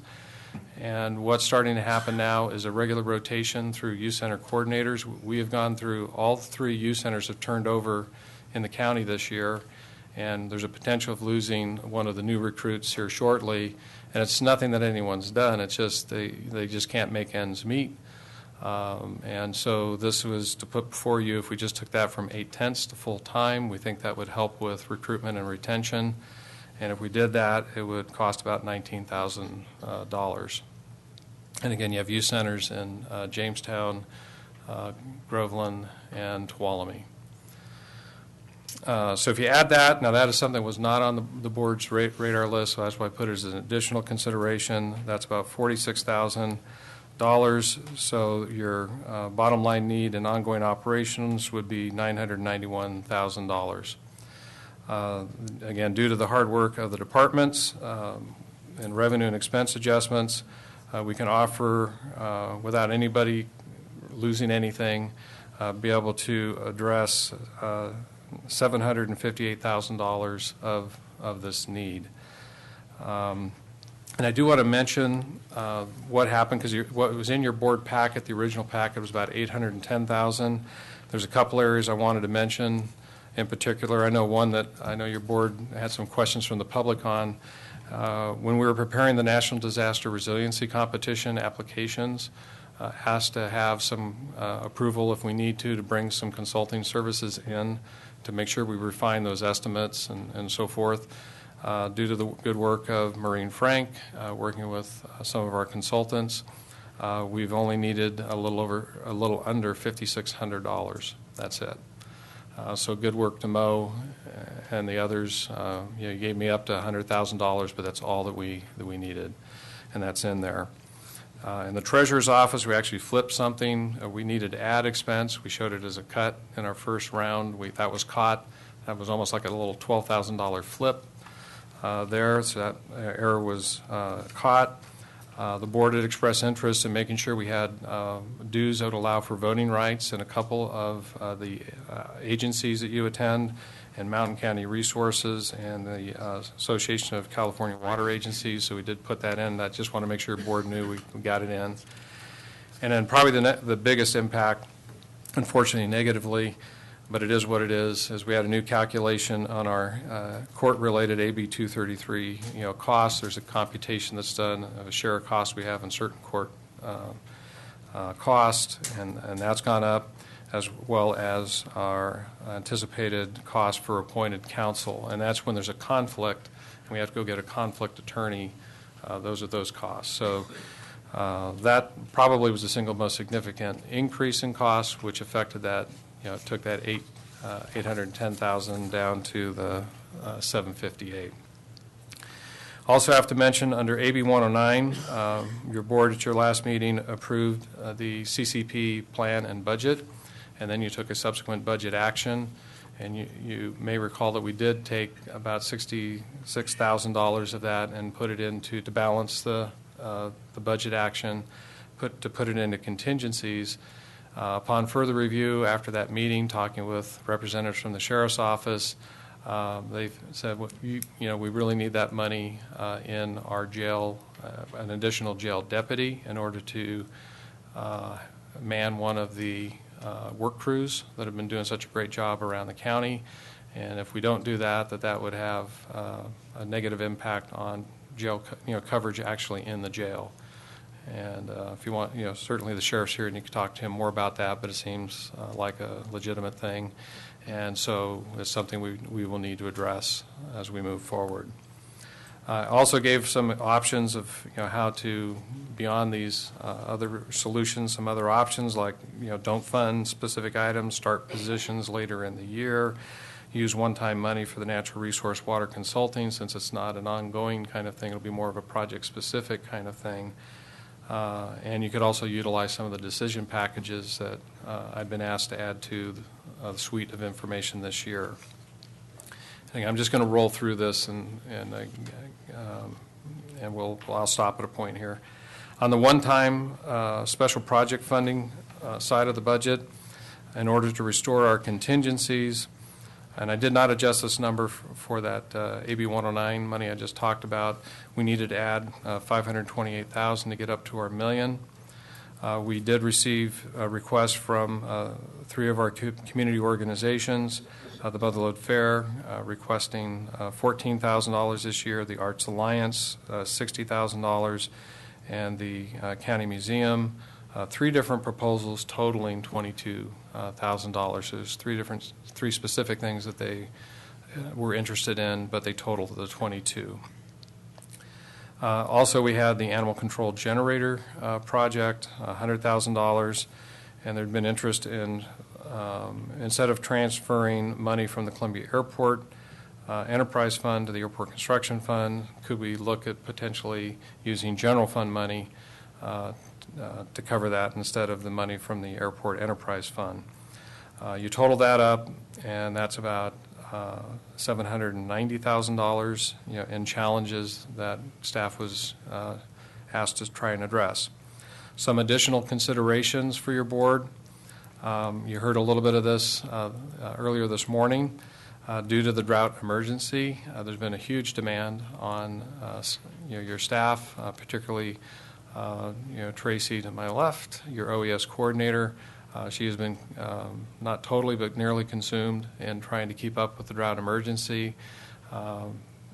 Thanks to Ann Connolly, she's allowed us to borrow with reimbursement part of an analyst over in her shop.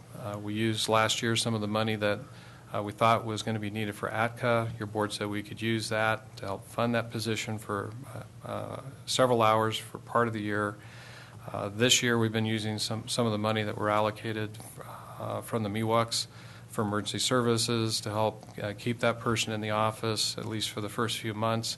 But that's going to run out, and we desperately need some help. Otherwise, there's just activities that aren't going to get out, and our quality is taken a notch down because we're trying to get a lot of stuff out and yet address the drought. The environmental health director also needs support. He's almost full-time, essentially is full-time dedicated, and as a result to the drought emergency. But as a result, if you've seen your last DPRT scorecard in the area of environmental health, it has gone red. And it's not because people aren't working hard, they're just doing different types of work. And we feel it's really important to keep that part of our operation rolling, but we need to backfill that. So that's what this proposal is for. The numbers that are on the sheet showing about $21,000 for OES and $16,000 for environmental health, that is a net number because what we can do is however we provide that support under the CDAA, they can cover 75% of that cost to backfill, and all the county needs to pay is the 25%. So that's what's presented for your consideration. Excuse me, Craig. Carl had a question. Yeah, what are you proposing in terms of how you would cover that? How to cover it, yes. Position-wise? Yeah. In environmental health, you have a choice. We could either go ahead and hire a grant-funded position, meaning when the grant funds go away, the position goes away unless activities picked up to a point where it warrants keeping the position, or you can contract out for it.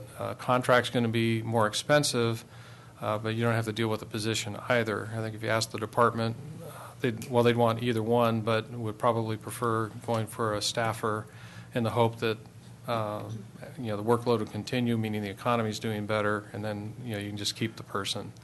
But that's however your board feels about it, and you don't need to make all that decision today either. But that's it. In our office, we're actually still having that discussion. My big concern is, for example, the individual from HSA that's working with us is doing an excellent job. And you don't want to retrain somebody, but he's the one that has a permanent position. So how do we backfill over in the HSA? And that's stuff I really just need to work out with Ann Connolly. But anyway, the individual we have is doing a wonderful job and made things possible. I do have something here, the Law and Justice Center sewer lift station racking system.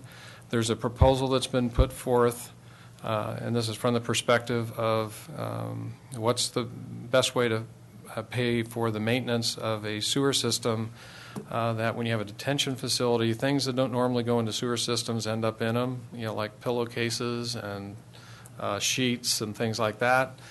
And there's a thought of, rather than addressing all of that type of material on the site of the juvenile detention facility and the new jail, is that we go ahead and allow it to drift down, if you will, to the sewer lift station that serves the whole campus, and putting a single racking system there that would serve both of those facilities. And that would also, by putting it there, that would reduce the ongoing maintenance costs for the county long term. That's not ready for prime time yet to make that decision. I just wanted to put it on your radar screen as something that we're evaluating, and it may make sense. That it may cost some general fund dollars versus grant dollars in the near term, but it could save general fund maintenance cost in the long term. Yeah, one thing that when we talked yesterday, I appreciate you stopping by the way, that I didn't ask because I wasn't smart enough. Would that have any potential to, I know it's going to be chump change, but would that have any potential to decrease the construction costs on the jail if we chose to go that route? That's part of what we need to evaluate. Okay. And as you know, the juvenile project, we're in construction. The jail, we're just now really getting into the full design. So we need a little bit more time to answer a question like that. I think it would be important, though, that we don't make a decision that's going to hold up the construction of the detention facility. Right, and that's our purpose as well. There's a proposal, thanks to Alicia, looking at something to be a great efficiency, not only for Alicia and other county staff, but to be a great customer service tool for the public. Would be to use the company BMI to scan in your old board minutes, resolutions, and ordinances. We saw a demonstration of this, and it's something that would be a wonderful thing for the public. Could come in online and could do research there, and again, it would save Alicia and other county staff a tremendous amount of time, and that's a fixed cost that I've rounded up to $15,000. So for your consideration, it just seemed like a good efficiency measure. You could do it or not do it. Another major road project, I'm going to go back to your May meeting. We were talking about projects affecting Dodge Ridge Road, Yankee Hill Road, and Parrots Ferry Road. And information was coming in that staff was not so sure about the fix that had been originally planned for Parrots Ferry Road was going to do the job. They went back and did additional research, looking at actually what's underneath that asphalt.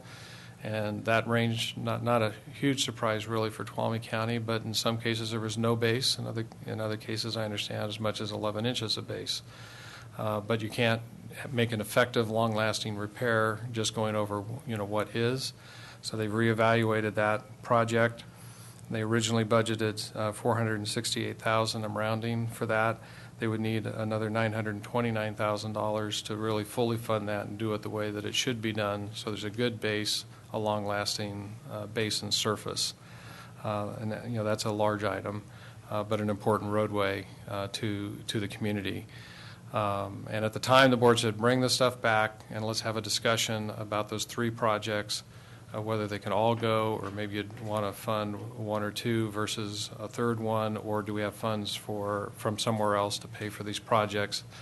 We can entertain that discussion today if you'd like.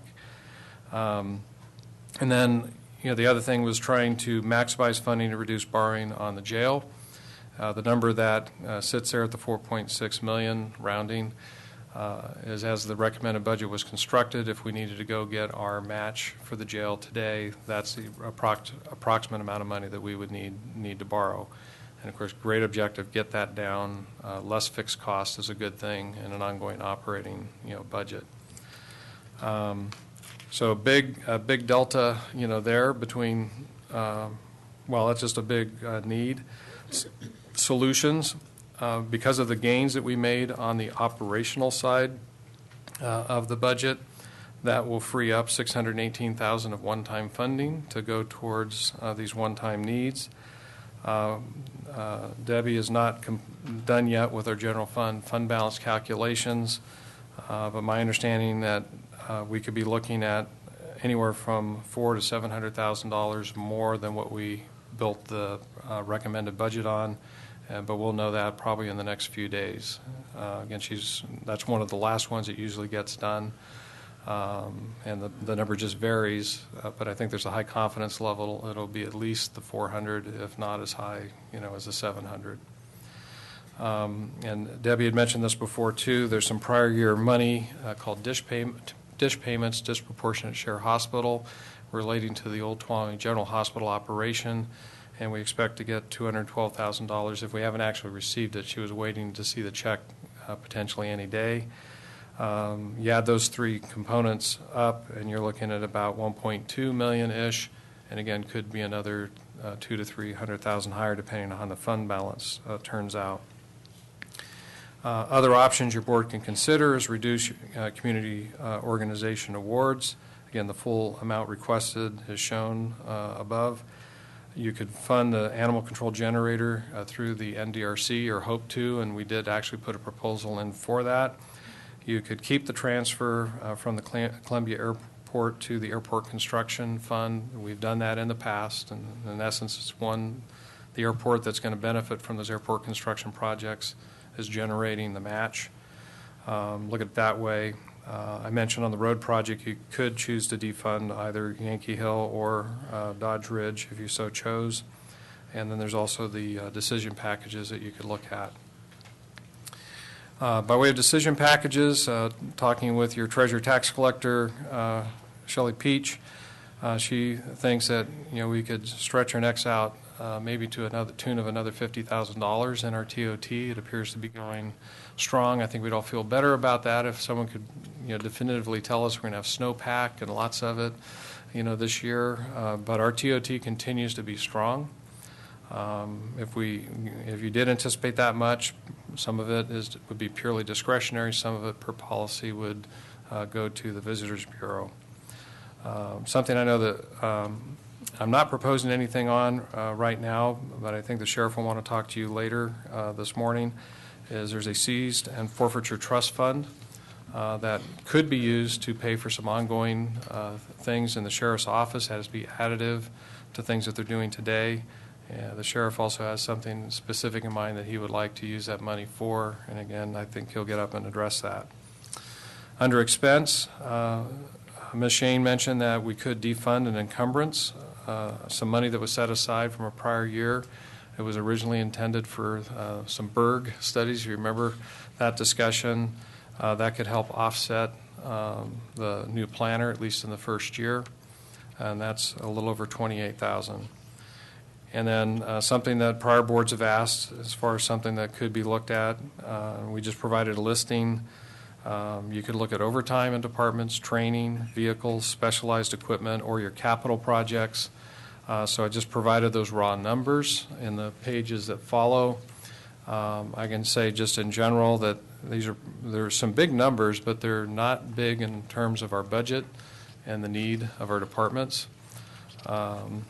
But they're there if you would like to explore those.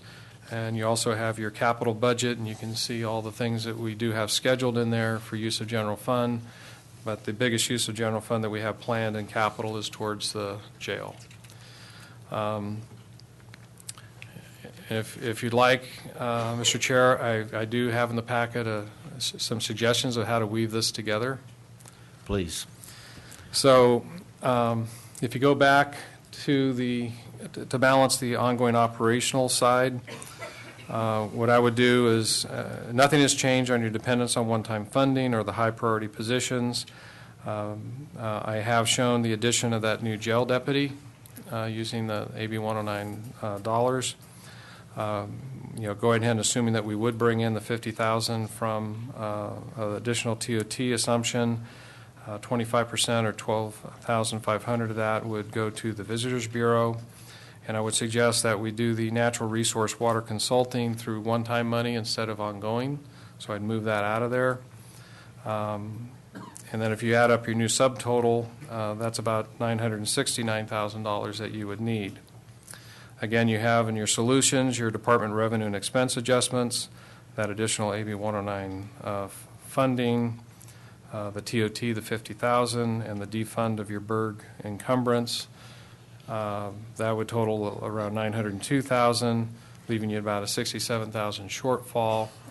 And at the bottom of the sheet, I just highlight, what I would recommend that you do is just start, give me direction to work on, just start those new positions a little later in the year. I think if we just delay them by about 1 to 2 months, that amount can be made up.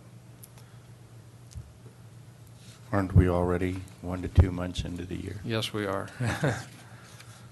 But that one is, it feels good that we're right there, gets all of your major, things, and that would work. Your one-time area, a little more challenging, just because of the size of the need. I leave everything as it was originally presented, except under the animal control generator, I just put seek NDR funding, which we're in the process of doing, so don't attempt to fund that right now. Under the natural resource water consultant, my suggestion is to fund that at $50,000 rather than the $100,000 right now, because we're just not on top of those studies yet. But your board may want to keep that at the full $100,000. Again, just a suggestion. And I would leave the transfer from Columbia Airport Enterprise, airport construction, as it is. Again, we've done this before.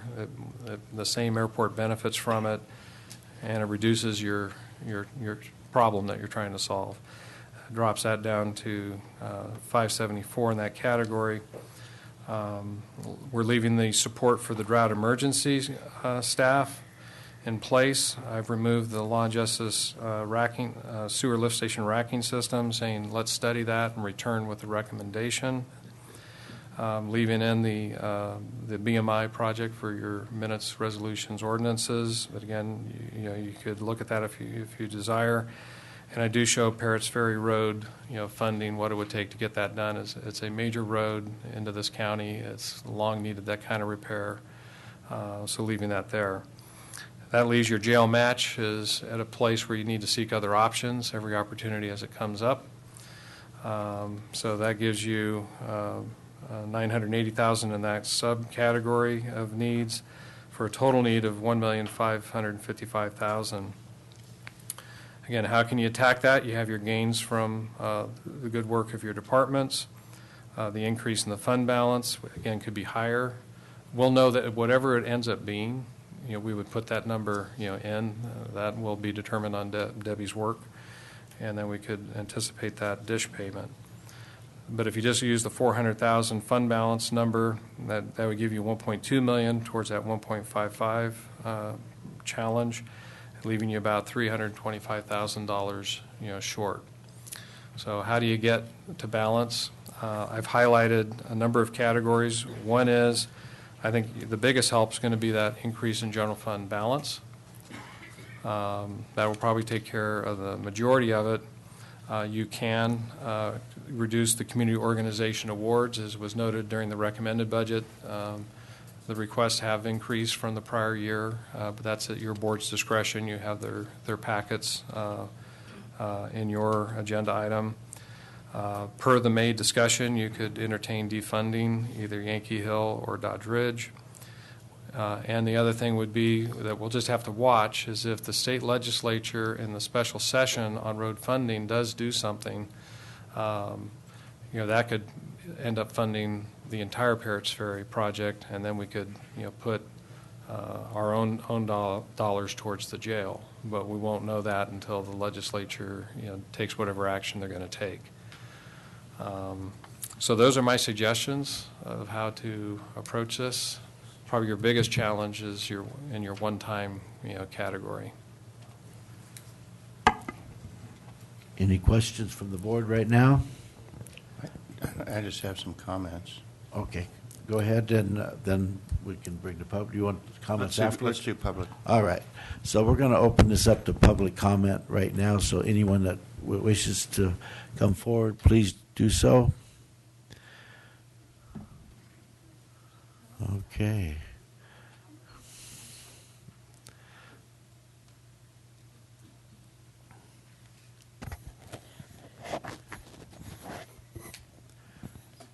Connie O'Connor, Tuolumne County Arts Alliance. And good morning, Chairman Gray and fellow supervisors. First of all, I would really like to thank you for the opportunity to come today to speak on behalf of the Arts Alliance. I also would share with you that our new incoming board president, Dr. Jim Riggs, who was former president of Columbia College, was unable to be here. But in his stead, Don Hukari, who is the most immediate past president of the Arts Alliance and longtime contributor and participant in all things related for the last 40 years. And between the two of us, we have about 40 years combined in this 45-year-old organization. First of all, I really want to make sure that you know how grateful we are for the past support that you've given for the last few years. That money and our more recently awarded service contract agreement has helped us immeasurably in fulfilling our mission in Tuolumne County and serving more than, or almost now, 5,000 students in the county through our Arts Reach to Schools program. And I'm here to say thank you for that $45,000 and what it has done to help us move forward in those efforts. But I'm also here to ask you to consider in your board packet the additional $15,000 that we have asked for this year.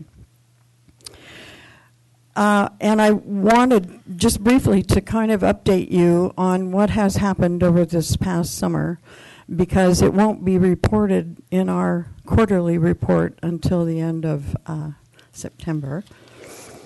We have, this past summer, have had a really great relationship with 2 or 3 different Tuolumne County departments, one being the Public Health Department and the library and the County Recreation Department. The County Public Health Department was just wonderful. They came to our rescue during our summer arts camp, one of them up at the Dome, and provided the culinary arts portion of the Casa Camp, which is in the more traditional vernacular known as lunch, and they did a really wonderful job, and they are all to be commended. We've worked hard and closely with Lynn McCormick at the library and done a great many things there through the summer reading program.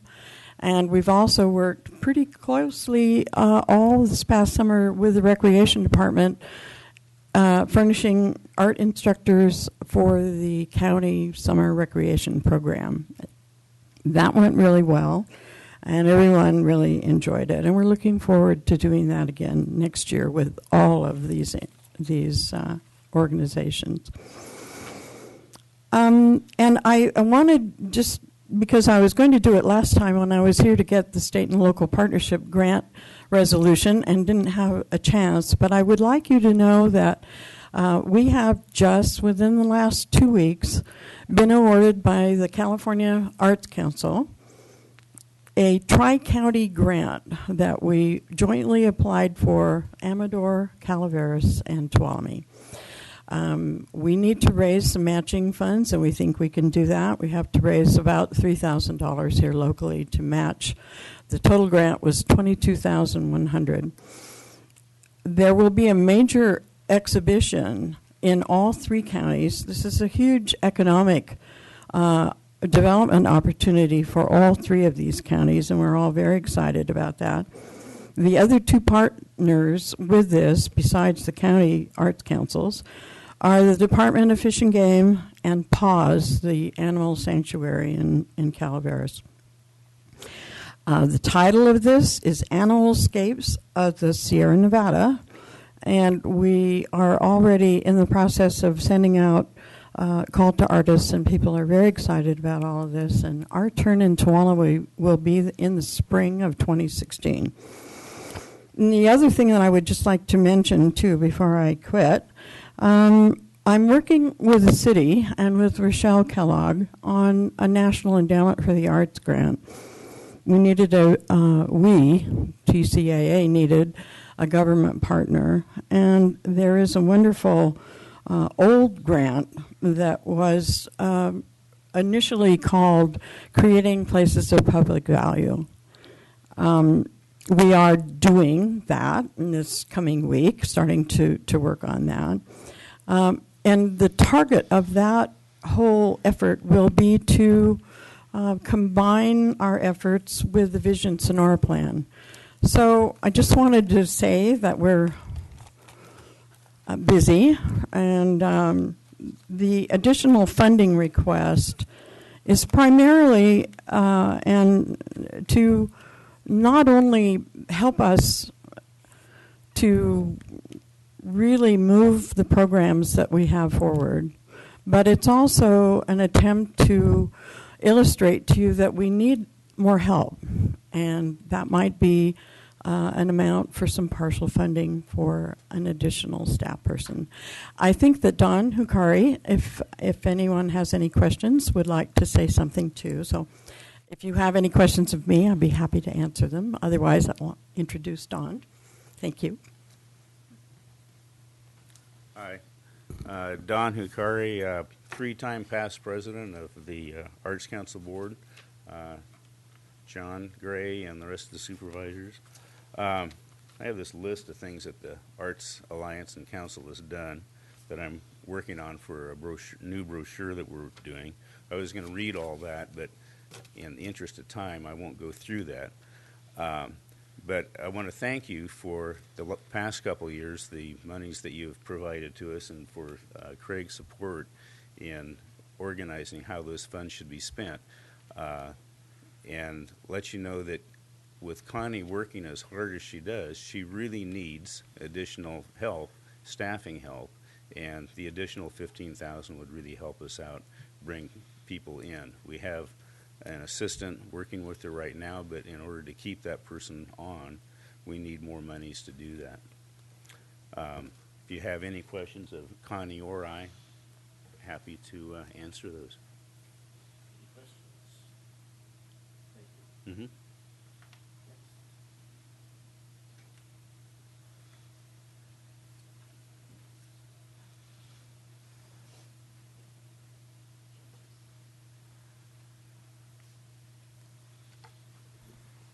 Tell me if I'm okay. Good morning. Can you hear me? My name is Angela Brown, and I'm the president of the Tuolumne County Historical Society. It is my honor to be here today with you to present our three projects that we have sent you, hopefully in detail for you. Right off the first, I want to thank Kanan Whitman, Supervised John Gray, and especially Craig Pedro for being so helpful to the Historical Society and the Board of Governors. It really helps to see both sides of the fence, as you say, as we speak. The museum is doing some wonderful things right now, and if you have a chance, please come down and look at the exhibits that they have put in. They're wonderful. So the first one I'll start with will be the exhibits. You were given a packet, and it's regarding $8,000 to do more exhibit space. As we went through the museum one day, we found out we had a closet that held cleaning supplies, and after looking around, and I showed you pictures of everything, if we could go downstairs to the basement, it would clear up that quote-unquote closet and make it where it would be an exhibit, and then go down and then downstairs into the basement. We had a break-in this last year, and the county very nicely boarded up the windows, and so we would like to be able to replace the windows and unboard them, and so we thought we would do it in a three-step project, making the closet upstairs an exhibit space, go down, put in the windows. Then what we thought we would do, which would be kind of fun for people that come to the museum, is where the windows are, we would make those small exhibits. One example would be like somebody hanging on bars, you know what I mean, something cute, or showing somebody like in the kitchen, but it would only be a very small space. The next part would be in the basement.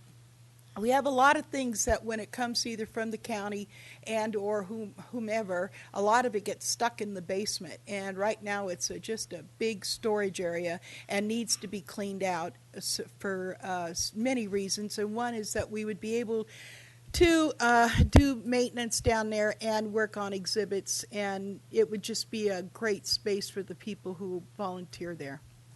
The other one that we're looking at is you give us $4,000 a year, and unbeknownst to us, through help of a friend of mine, he let me know that if this was a minimum amount that the county could help with. Well, we went over the books. We looked at what it's been costing us down there. You realize that's the money you give us is $4,000 a year. And what we have to do is either fundraise memberships, you know, memorials, whatever. And we really need help. And one of the areas besides the exhibits is we have to pay a gentleman a great deal of money just to come in to work on the computers or on the system. Not on the computers, but on the system.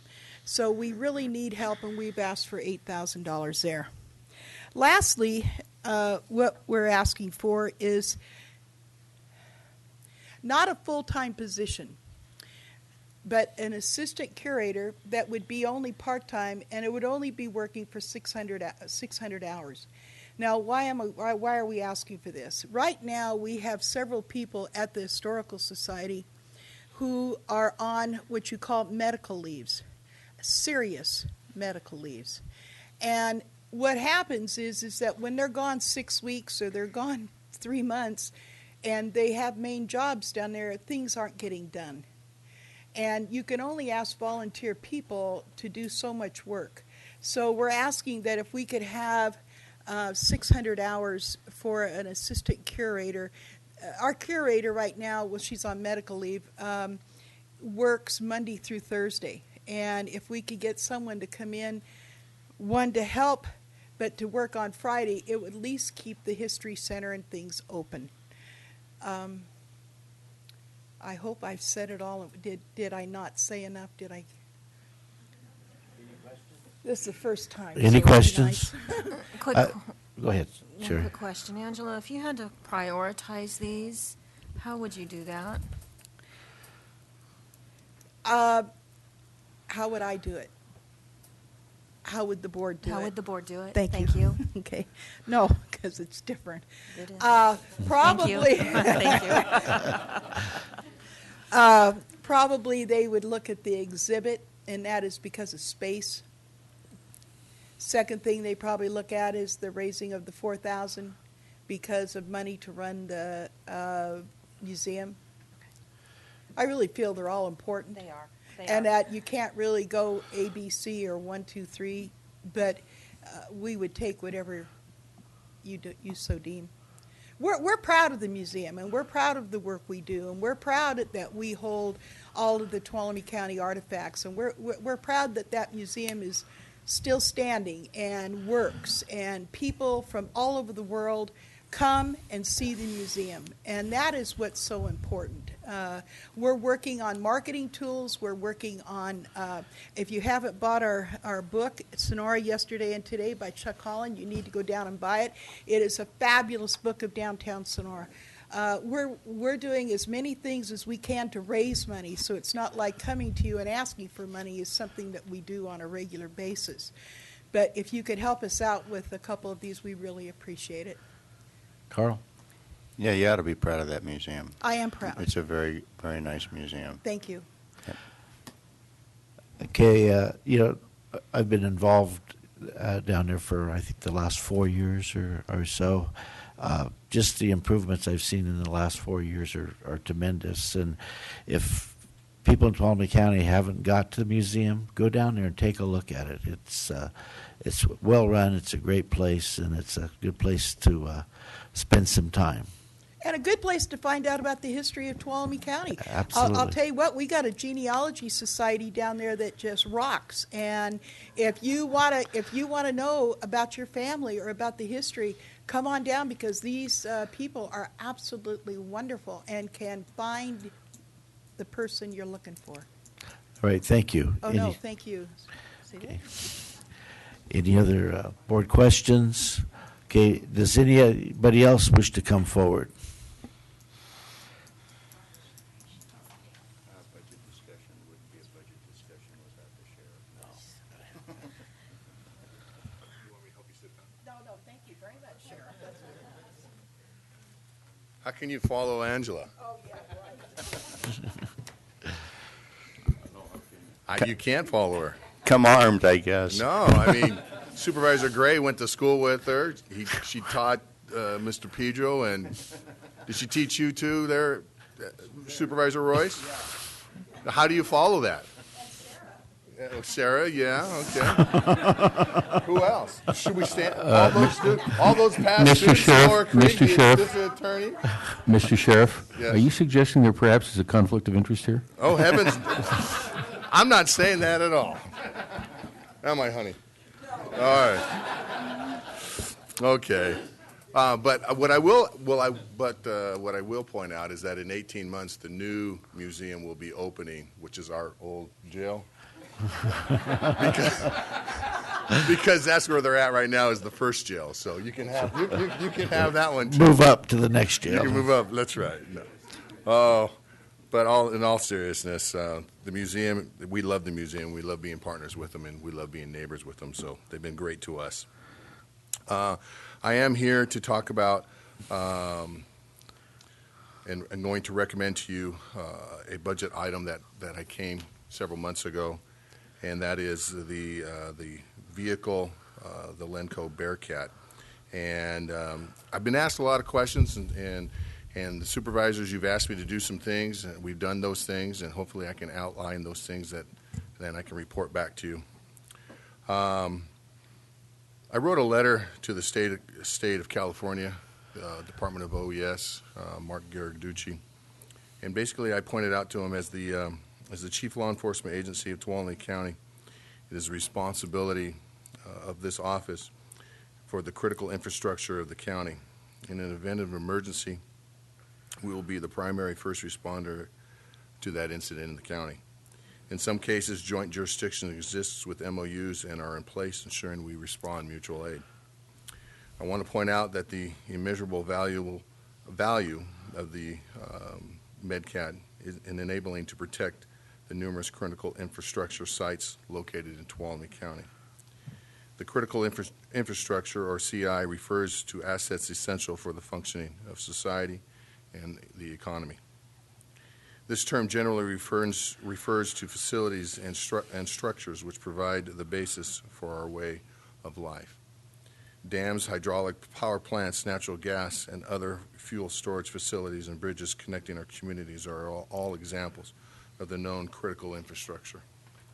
Tuolumne County is home to many of those operations and facilities that make up critical infrastructure for not only for our county, but California, Central Valley, the San Francisco Bay Area. Tuolumne County is the home to 5 major reservoirs, including the Don Pedro Reservoir, which is the 6th largest reservoir in the state of California. The Don Pedro Reservoir hydraulic electric power plant services the Turlock area of the Central Valley. Turlock Reservoir and its power plant services the Modesto area in the Central Valley. New Maloney's Reservoir and its power plant, which is a federal asset, services the Modesto area in the Central Valley. The O'Shaughnessy Dam Hetch Hetchy Reservoir and its power plant service over 3.5 million people of the greater San Francisco Bay Area.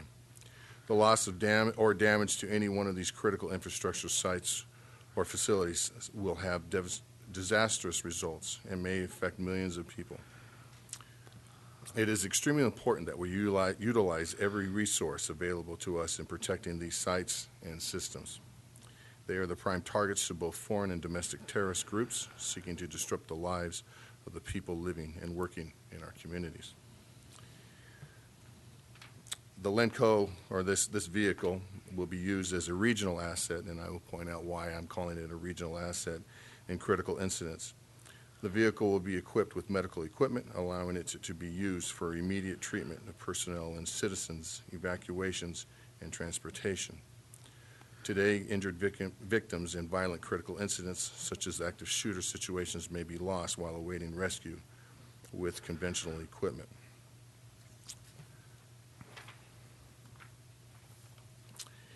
The vehicle that I am recommending is the Lenco Medcat vehicle, which is a new type of a vehicle, where the old vehicle, what's called a Bearcat, it is a offshoot of this vehicle.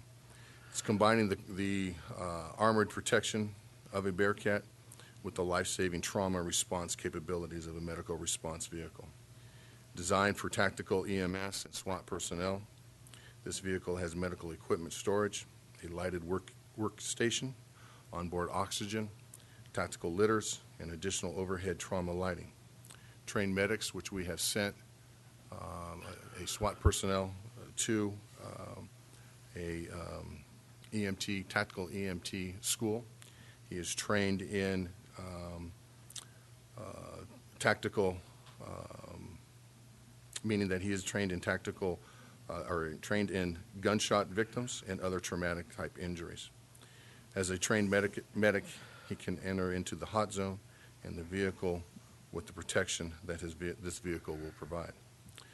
Some of the things that we have changed within our own agency because of the incident in downtown Sonora, all of our vehicles are now being fitted with ballistic skins into the door panels.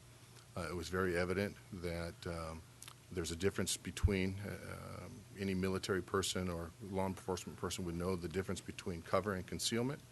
Concealment is, if I'm hiding behind this screen behind me, it's concealment, but it does not provide cover. A ballistic skin will be able to provide the necessary cover that a deputy may need. As I pointed out, the state is partnering with us in this, in that they have given $60,000 to the County of Tuolumne through our OES grant. I've met with Director Mark Garaducci several times on this, and he is obviously in favor of this. The City of Sonora, I've been in contact with Chief Mark Stinson. He is willing to put forth his Homeland Security money towards this vehicle. So without further ado, the vehicle that we're asking is $283,000. We have approximately $185,000 in asset seizure, but some of that money needed to be broken out for other requirements within the grant. So that will leave us $163,000 roughly. The Homeland Security grant will provide us $46,150. The Cal OES or the state money is another $60,000. And I believe I had to scratch some things here. And then I have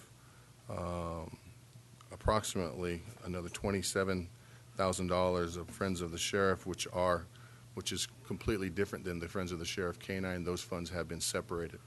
But if I needed to use any of the Friends of the Sheriff money, which is another trust fund, it would be around $7,000 or $7,500.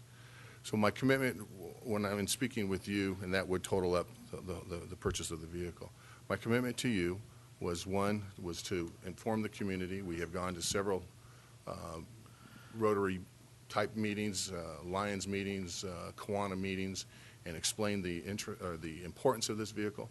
We sat down with both the news media outlets.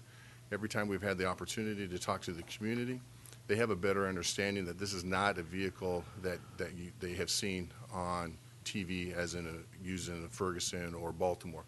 This is a vehicle to save public lives. This is a vehicle that is to be used to protect our deputies. This is a vehicle, and I wrote this down and I did not read this.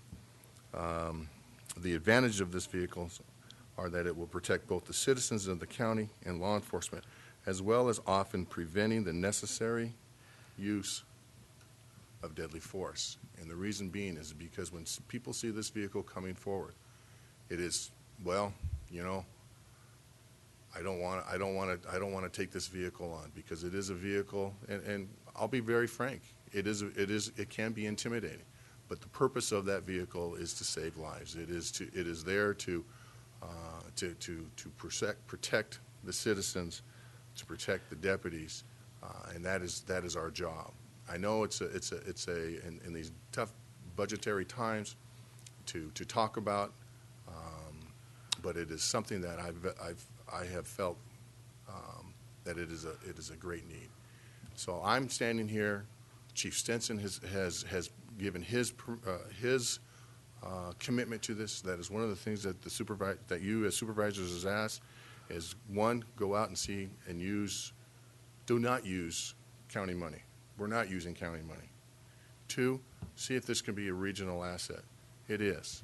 So we're doing the things. And three, before I say we're doing the things that you've asked us to do, and three, go out and educate the public. We'll be more than happy to talk to any public member that has a question on this vehicle. I encourage dialect on this, because this is something that I believe in, because I know that if we only had to use it once, it would save somebody's life. And that's what we're in the business of doing, is protecting and saving lives. Okay, any questions for the sheriff? Bottom line, you've got enough money to buy this vehicle? I do. Okay. Without using any county dollars.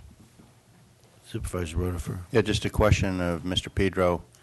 Is because it's really hard to stovepipe the money. If we go there, what's the impact to what you've already briefed us? This is outside, whoa, got a live mic. Okay. The money is, I would say, it is county dollars, a lot of it, but it is trust fund dollars, dedicated dollars, and it would have no impact on the general fund budgets that we've been discussing. Okay. Thank you. A question, was that your last question? Okay. Can that money be used for anything else? Well, I'll tell you what, Supervisor Gray. I'm a man that wants to be to show good fortune. I know that, or goodwill, excuse me. I know that we have $25,000 of a trust of this asset forfeiture. You're going to be opening up a juvenile hall very shortly. $25,000 will go a long way in educating these children on narcotic offenses and the ill wills of drug use. Myself, District Attorney Krieg, Chief Probation Arnold, and Chief Stinson will be creating a board, and we can use that money that will help offset some of those costs, county costs, that would be going to those juveniles in the opening of this new juvenile center. Now, I have not talked to those folks about that, but I don't see them. It's kind of arm twisting, but it's I don't think that they would be opposed to use that $25,000. So that's one way of goodwill, is saying, yeah, we want to be a partner on it, and that's how much this vehicle means to my agency. Okay, Supervisor Roder, do you have another question? That $25,000 you're talking about is left over after you buy the vehicle. It's asset forfeiture money that has to be used for drug education. I got it. We could use it for, we could say, well, we want to put a DARE officer, but that's creating another position. But this, we could use it that would be able to offset some of the money that would be going towards the juvenile center. Do we fold that into the budget? Is that how the process would work? Yeah, if your board desired to do this, work with the sheriff, tune those numbers, and it'd be an offsetting revenue and expense gain. Okay. Okay. Any other questions? Just a comment. I would like to thank the sheriff because I raised 3 of those concerns and appreciate you addressing them and working on finding the answers. Thank you. I'd like to see it as a option in the budget when it comes back. That's my view. Consensus, put it in the, Yep. into the final final for discussion. Okay, any other public comment?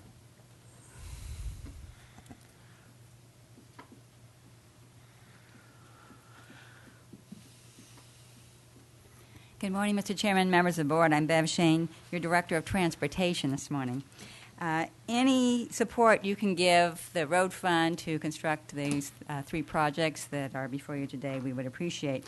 The only reason I came up, I just wanted to make it very clear that if you could provide direction specifically on Dodge Ridge Road today, if you do intend to fund that, we can bring the bid book to you at your next meeting so that we could go ahead and construct this fall. Any later, and we probably will have to wait until next summer.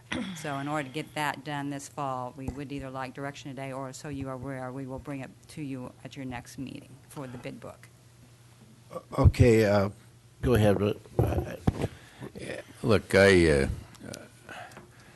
our roads all over the county are in dire need. I remember when you first brought the 3 projects together, and I consider Parrots Ferry Road an important thing. It's an economic generator because it's a major in and out of the county and supports things. But Dodge Ridge is the same thing. And we did a partial on there, and I remember that that didn't go as well as we would have liked, because it turned out it was worse than we thought, and we got less done than we thought, much like what you're telling us now Parrots Ferry is. At least we learned our lesson there. I'm concerned about if you think the amount of money, I don't remember the number, $179,000 or something, is sufficient to do the rest of the Dodge Ridge Road. It's only a very small portion of Dodge Ridge Road. It's where the switchbacks are. What this project is just to deal with the very worst part of the road. It's not going to do the rest of the road. The rest of the road is, I believe Duke calculates, well over $1 million if we were going to do the entire road. This is, again, basically a small patch.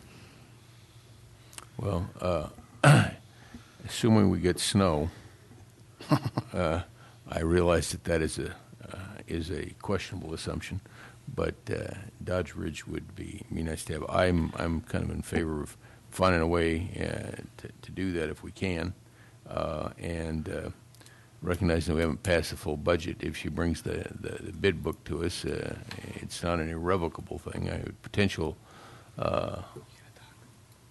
not waste of resources, but perhaps a diversion of resources temporarily. But I would be in favor of that personally. Recall we did bring it in May, so it's ready to go. It's just a matter of rescheduling it. But I didn't want to jump the gun and bring it to you and without some direction from your board.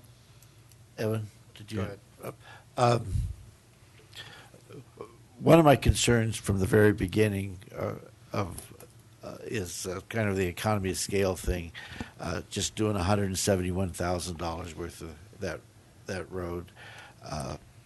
It seems like we need to do more to make it a sensible job. And right behind you are the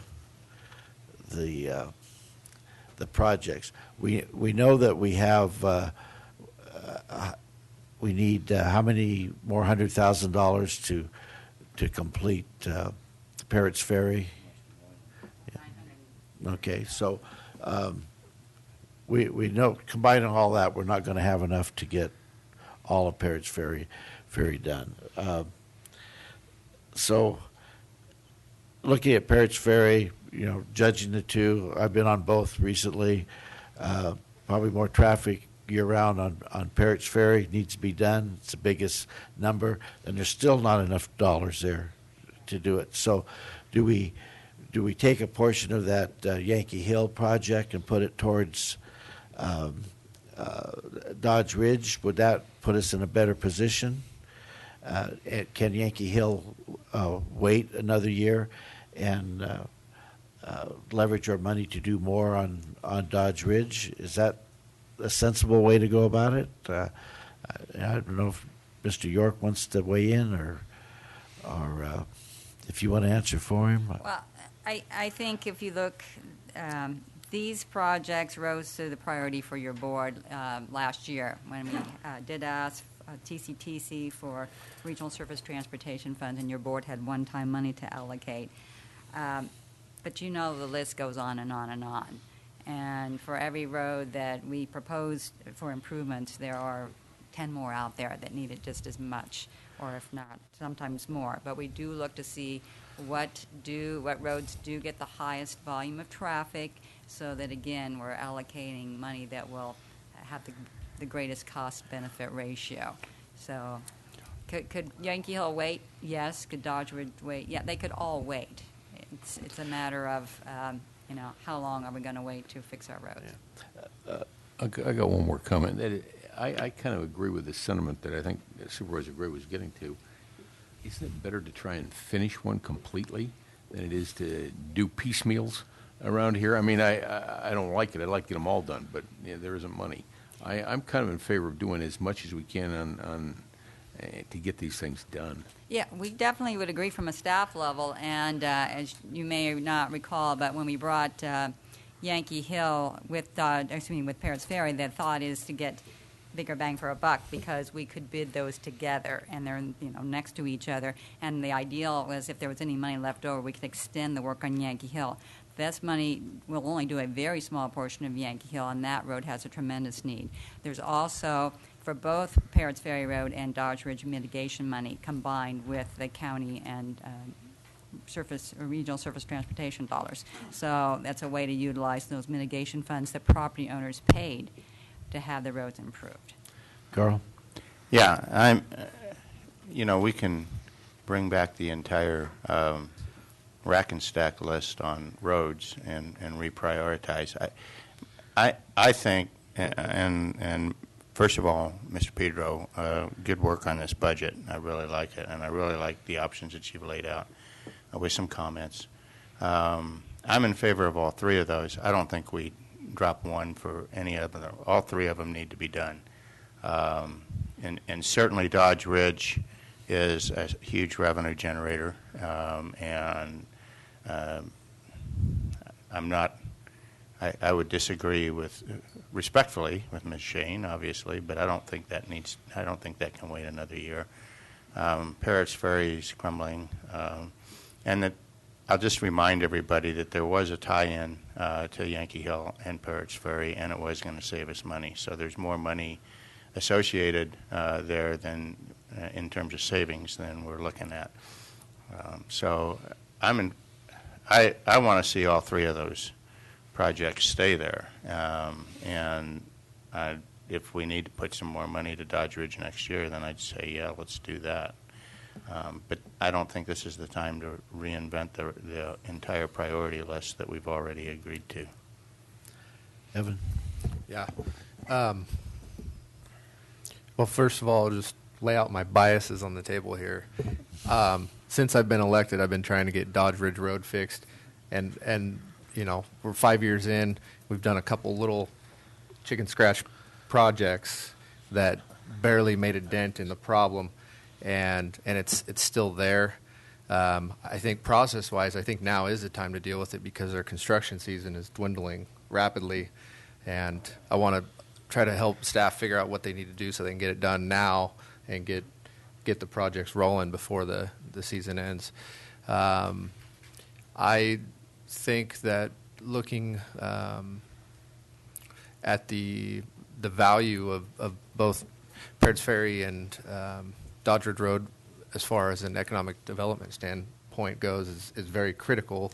For my district, I can't tell you how important Dodge Ridge is, not only for Dodge Ridge itself and all of their employees, but all the businesses up and down that corridor are dependent on that winter traffic that comes in. And also in the summertime, you have an enormous amount of tourism that's related to Pinecrest and camping.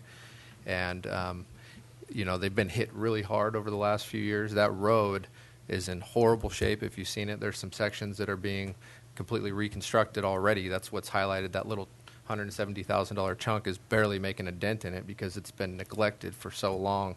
And with Parrots Ferry, it's the same thing. But personally, I would like to see a larger majority of that money go to Dodge Ridge Road right now and finish the whole thing. I think that get it off the table, get it done. We've already done a couple sections, and those sections are going to start wearing out. We're going to be here again with a never-ending problem if it's not addressed. I think adding an additional almost $1 million to the budget right now with one-time funds for Paris Ferry is a tough bag coming out of general fund dollars. A lot of the original money that was allocated were TCTC funds, which took a lot of work for John and I to earmark and get in there.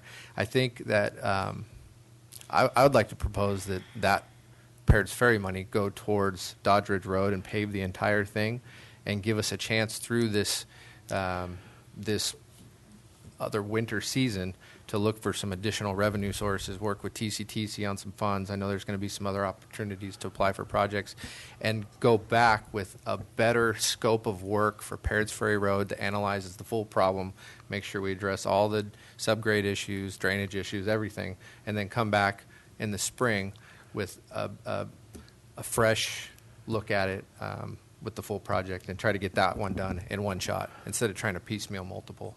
So that's my preference. Okay, a question for staff. The likelihood that we would have Parrots Ferry Road ready to go this year is what? Can someone give me?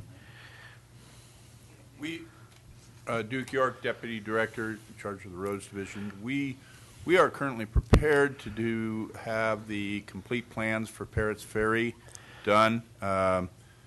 The issue with Dodge Ridge is the current portion you see there with the 171,000 really only covers 0.47 miles. There's an additional 2.14 miles at the western end of Dodge Ridge, and there's an additional close to 1.26 miles at the eastern end of Dodge Ridge. We're doing a 0.47 mile section in the center, so we don't have that project scoped for this year in terms of completing all of Dodge Ridge.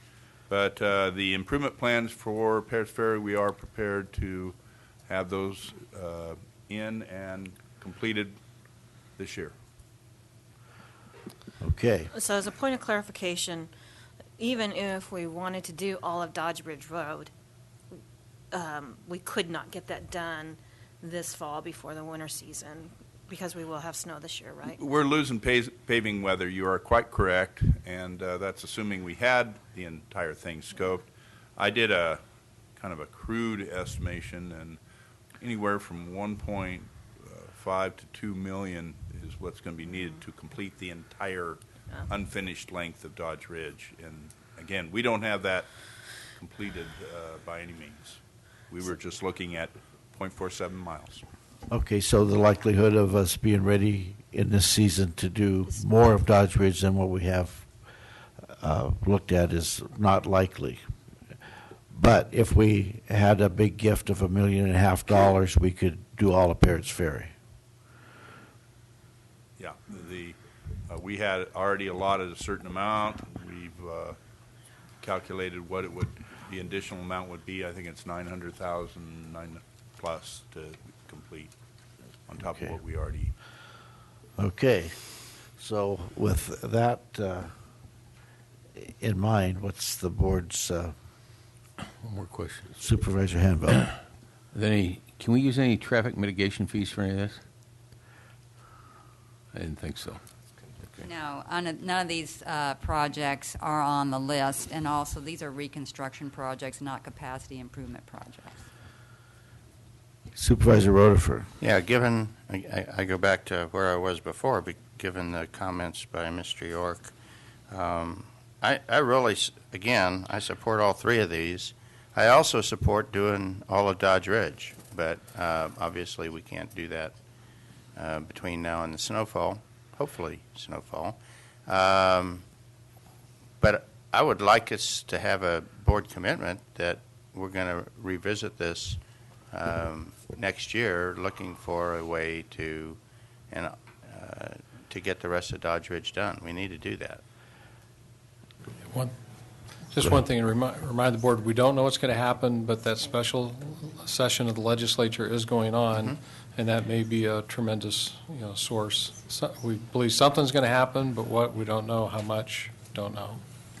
Yeah, I think there is, everybody understands the importance of the road. There's no doubt that it needs to be fixed. And, when we struggled to pick the priority, we felt we picked what staff felt was the best thing to do. And maybe at this point, it's probably best just to stick with the plan that we have in place and hope that more money comes. In the meantime, we still have a little bit of a shortfall up there we're trying to close. Where are we at, Craig? Yeah, well, if you stayed with, there's still the issues. Are you okay at the full funding level for the community organizations? You're okay with the half the amount that we originally talked about for the consulting? You're okay, those other things that are on that list. If you are, okay, we have our $325,000, delta. I believe, but we won't know until Debbie's done. You're going to have a higher fund balance. Hopefully, it'll get us close to covering the whole goal. If you really wanted to get all of these things done, and structuring the budget that will come to you on the 18th, I would balance it off on contingencies right now. Carl? Yeah, where I was going to go initially, I really like the work you've done. Both of you. I keep looking at Craig, but I know and all of you out there. And all of you out there. Yeah, there's a whole bunch of people involved in this. I think we're close enough today.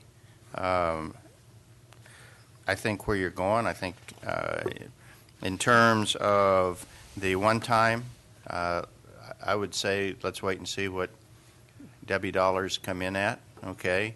And you make some calls based on what that is. Obviously, if I think the moving the generator to the NDRC, all those things that you've talked about are worth talking about. And we're going to come back, in my view, my best guess is it looks like we're going to come back in the very low six figures, maybe five figures off on one time, and we can nibble on options in 2 weeks based on that. Just, what, it makes me itch to think I'd bring an out-of-balance budget, so what I would do is balance it on contingencies, Exactly. but Yes. You'll know what it is. And then we can talk about the things like the community organization requests and those things based on a better picture of where we're at. Yeah. But I think both of these, both the one-time and the special project, the ongoing operational funding, I mean, we're talking $67,000 in one and $324,000 with a possible as much as $300,000 additional fund balance coming out. I'm willing to trust you to go, jiggle your money bags and figure out how Find to those do Pedro that. dollars. Yeah, find those Pedro dollars. So, assuming we do that, what's your best guess at what that puts our contingency at? It really depends on the fund balance. Say all we have is the. What's a range? If the $400,000 is what we have, and we fund everything, we're going to be at about $76,000. But if say we get $300,000 additional instead of $400,000 fund balance, say you get $7, 5.5. then we're in the high 900s. So it's not bad. Now, and I'll just mention this because I mentioned this to all the departments because, again, all the departments are to be commended because they've really tightened these budgets up in a very selfless, way. But they're tight. That means areas where they used to have some flex, it's not there. I actually gave the sheriff as an example, and this is commending them, is we had some pretty wide variations in the past, and that variation has really shrunk down, and that's through their cooperation that's happened. But if we do have problems in those budgets, I think we're going to be more and more likely to have to come back on that contingency. But I know everyone works hard to stay within their budgets, but a lot of that flex has been removed. That's why we have the contingency, Right. just in case something like that happens. Right.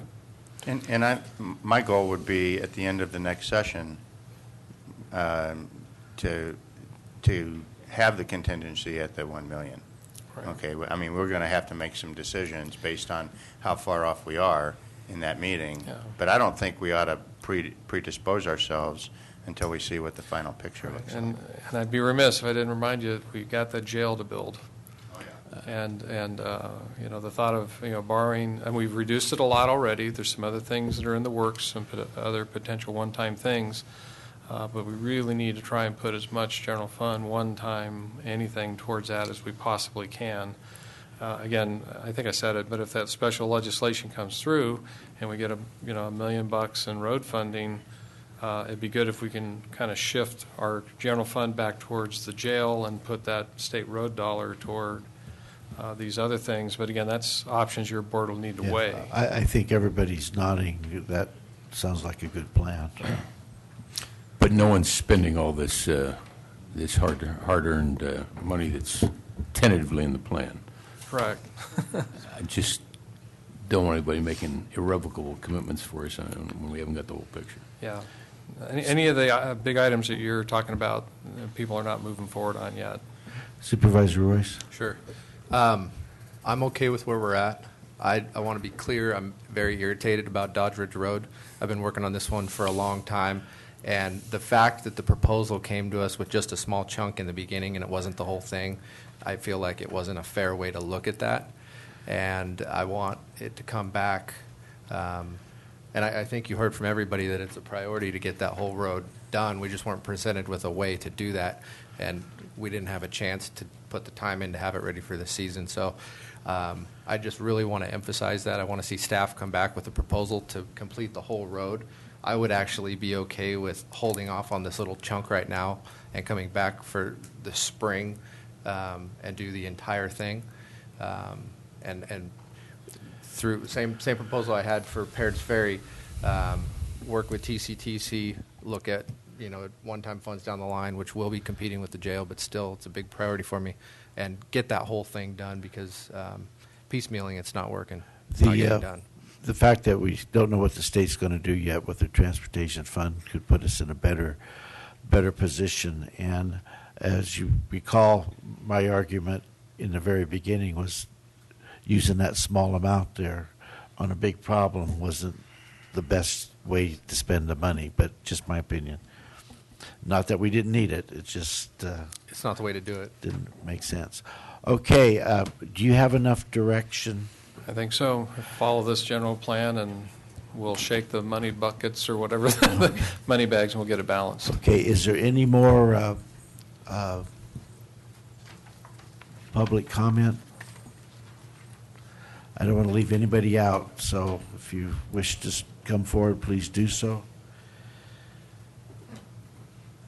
All right, I'm going to adjourn until 1:30 for our 1:30 appointment.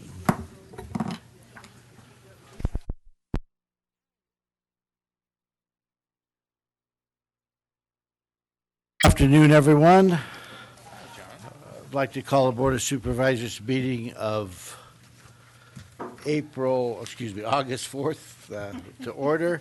Will the clerk please read our 1:30 appointment? Consideration of an appeal filed by John and Julie Dunlap regarding a notice and order for zoning violations and making the determination that violations do exist on these parcels and directing the code compliance officer to prepare a final abatement orders. Okay, Mr. Oliver, are you going to make the staff presentation on this, or is it going to be teamed? Yes, sir. I've got a preliminary procedural issue to explain to the board. Okay. As the board may be aware, Ms. Creo had a conflict, so she couldn't represent the board on this appeal, and Ms. Carlin Drivdahl represents the department, so I'm here to represent your board on the appeal. And there is a preliminary procedural issue with regard to the appeal. As you're about to hear, the appeal involves two parcels, one subject to a notice and order, and the other is subject to a opportunity to correct. And the parcel with the opportunity to correct, that was added after the notice of order, and the purpose was to avoid additional abatement costs and penalties.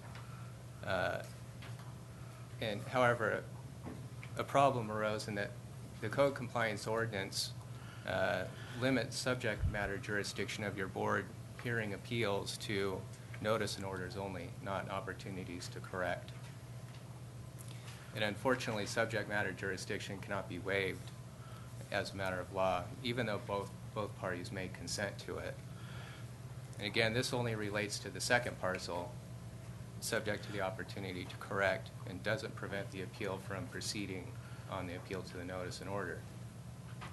Okay. Ordinarily, the department would continue the appeal and issue a notice and order.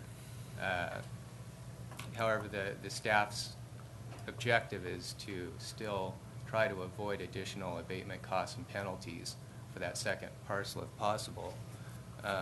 So the department's request would be to proceed on the first parcel subject to the notice and order, and that would be APN that ends in 10.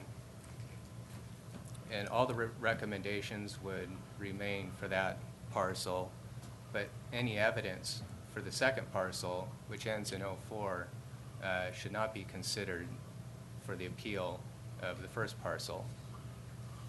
With regard to the second parcel, the one subject to the opportunity to correct, the board doesn't have to take any action on that. It's not dismissed. It's simply not an appeal at this time because it didn't go to a notice and order. But the department would still like to present evidence on that second parcel and have the board give direction to staff. If it thinks there's a violation that hasn't been abated,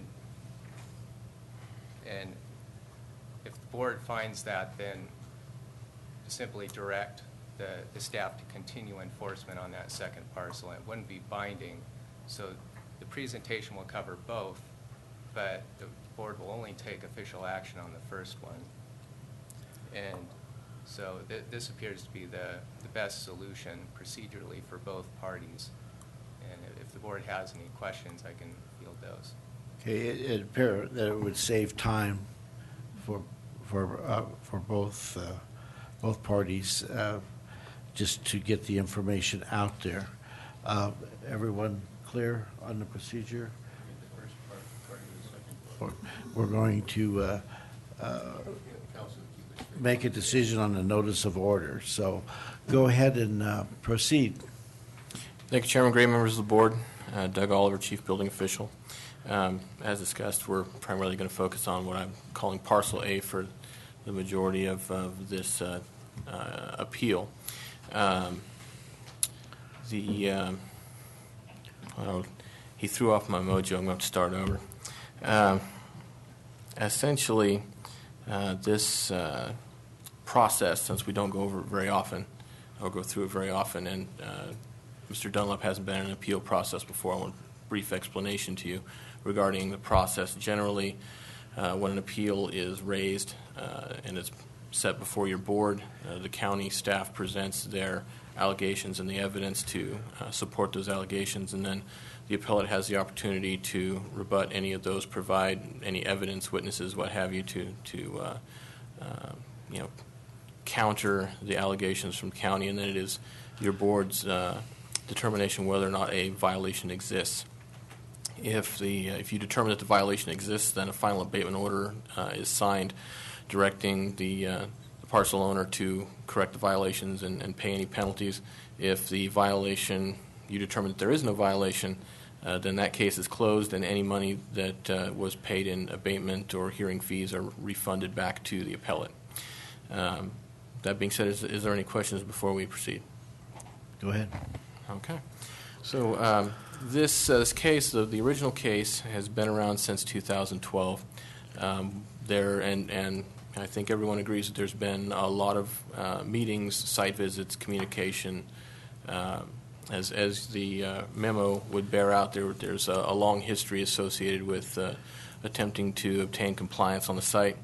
And there has been some guidance from council when it was determined there was multiple parcels. So I don't want to spend a lot of time belaboring the history of the cases. What I just like to do is provide our allegations, our evidence, and then leave it to Mr. Dunlap to provide his counter. I will say that as part of our process pursuant to 1.10.200I of the Code Compliance Ordinance, Tuolumne County Ordinance Code, the documentation that you have for review was provided to Mr. Dunlap on the 23rd, which is in advance of the 10-day requirement. I did verify with the United States Postal Service that the Postal Service actually delivered the notification to his mailbox on the 25th. I verified that this morning. So everyone should have the information, and I'd just like to get into what we have as far as the allegations. Everything is provided on a PowerPoint. Essentially, all the information in the memo that is pertinent to the discussion would be on this PowerPoint. So we have two separate allegations, and in the second allegation, of course, is the one that we won't be taking action on, only receiving direction from your board on how to proceed with the case. The first allegation for Parcel A, staff alleges that the existing nonconforming use has expanded on this parcel. Parcel number 67-020-10. And for the rest of this, we're going to just call this Parcel A for simplicity. The one that you'll be reviewing for direction to staff is Parcel B. The allegation is that the nonconforming use has spread from Parcel A onto this parcel, and is currently not zoned to allow the type of use that's on there now. Basic facts for each lot, starting with Parcel A. It is zoned RE2, residential state with a 2-acre minimum. The lot is 2.5 acres in size. A firewood business is not allowed by zoning. However, there is a existing nonconforming use on that parcel as identified by the Planning Division in 1987.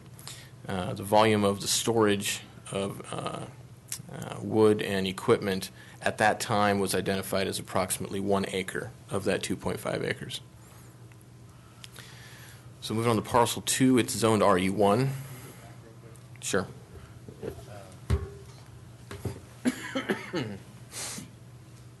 So what exactly was the process in 1987? Was there a violation then? And then it was... No, there was a zone change application filed, and we'll get into that further on in the presentation. So once again, Parcel 2 is zoned RE1 with residential estate, 1 acre minimum. The lot size is 0.49 acres. It's an existing non-conforming by its size, but there were no residential structures on the parcel. By the RE1 zoning, there is no firewood business allowed, and without a primary permitted use on the parcel for a residential lot of this nature, no storage of any kind is allowed in that zoning. So the evidence, primary evidence that we have is a sketch of the property prepared by Mike Laird, who is the Deputy CRA Director at the time. He was a planner working for the Planning Department. That's on September 29th, 1987. He drew a sketch based on a site inspection he performed for a zone change application filed for John and Julie Dunlap. The zone change was to change the zoning from what was proposed at the time to become RE2 to an M1 to allow for future expansion of the business. And at that time, your board denied the application. Now this next slide looks a little odd, but this is a color rendering. It was on yellow paper filled out on site. This is Mike Laird's handwriting at the time. You'll notice the date is 9/29/87, and this is what was part of the investigation for that zone change. What we do see on this parcel is that there is firewood storage in specific areas of the lot as identified by Mike Laird at the time. And he did identify up to 1 acre of use on that parcel. One thing that I want to also point out is that there was apparently an error back at that time where it was caught by Mike, and he asked them to provide proof that it was an existing non-conforming use, and that was determined, and the zone change moved on. Okay. Current publicly obtained aerial photo shows the use is expanding on this original lot and onto the adjacent lot that was purchased by John and Julie Dunlap in, January 8th of 2007. Attached in the attachments of the board memo, you'll find that there's a grant deed with that information. Okay, so here are the two lots next to each other. This would be lot or parcel A, which is what was identified on Mike Laird's documentation. This is parcel B, which they obtained in 2007. You'll notice that there is some similarities with Mike's drawing, but we see that this is expanded in this area, and also this entire lot, which was not identified as part of the zone change or part of the use, is now occupied with this firewood business, including some equipment. And what you see here is rows of stacked boxes of curing firewood. So this is the current property status if you're looking at the end of Carn Richards Road directly onto the parcel. These are the storage pallets, some of the equipment, and there's an area. This represents the corner of the lot where you would drive in, as shown by Mike Laird's sketch. What you notice is this area here, which I have another picture of, this is bordering neighboring lots, which is that parcel B that we're talking about, which is storage that is covered currently with tarps and various other implements. Note that the date on the picture says the 5th. The inspector's phone camera is 1 day off in advance. So these were taken about 3 hours ago. Okay, I don't have any other evidence to submit. So if Mr. Dunlap would like to rebut. Mr. Dunlap, there's a microphone there. There's that little switch on it. If you'd Okay. be so kind to push that. Is that all right there? All right. Everything in the packet, I find most of it I don't agree with. The gentleman there stated at the beginning of the meeting that things were different than they were even when the packet was prepared. All the way through this process, there's been a series of changes, both to the allegations and the evidence. And I don't feel that even if I had the whole 10 days, but in fact only about 7 days to prepare a response is adequate time to both seek counsel and prepare an adequate response. So at this time, I'm not ready to respond. Okay, do we have an option to extend this to a later date to give more time, or is our procedure set in stone? If the board would like time to prepare an opinion or seek more additional information, it could continue, although the department may have a response to that. Mr. Oliver? In essence, we've done everything we can to meet deadlines. We've given multiple extensions for him to review documentation during the entire process. We've granted extensions because he was away on work. We have multiple letters from him requesting additional time, and I gave him the option of a July date or an August date of August 4th, and he did respond with August 4th, and that was 2 months ago. So there's really delays at this point wouldn't serve anything but to delay enforcement. Excuse me. Essentially, your board would have to find good cause for a continuance, and if the board thinks that this is good cause. Okay, I'm just going to ask Mr. Dunlap a question. Mr. Dunlap, what do you think would be a reasonable time? You said the 8 days weren't enough, but yet this has been going on since 2012. I understand, and I would like to get it resolved myself. But as a point of reference, in early June, first week in June, Doug called me and told me that the paperwork was all ready. All he had to do was choose a date, type that into the paperwork, and it would be in the mail to me. Now, this is after our final attempt to resolve this in March, at which time he told me it would only take 2 weeks till we'd be ready for the packet to be mailed out.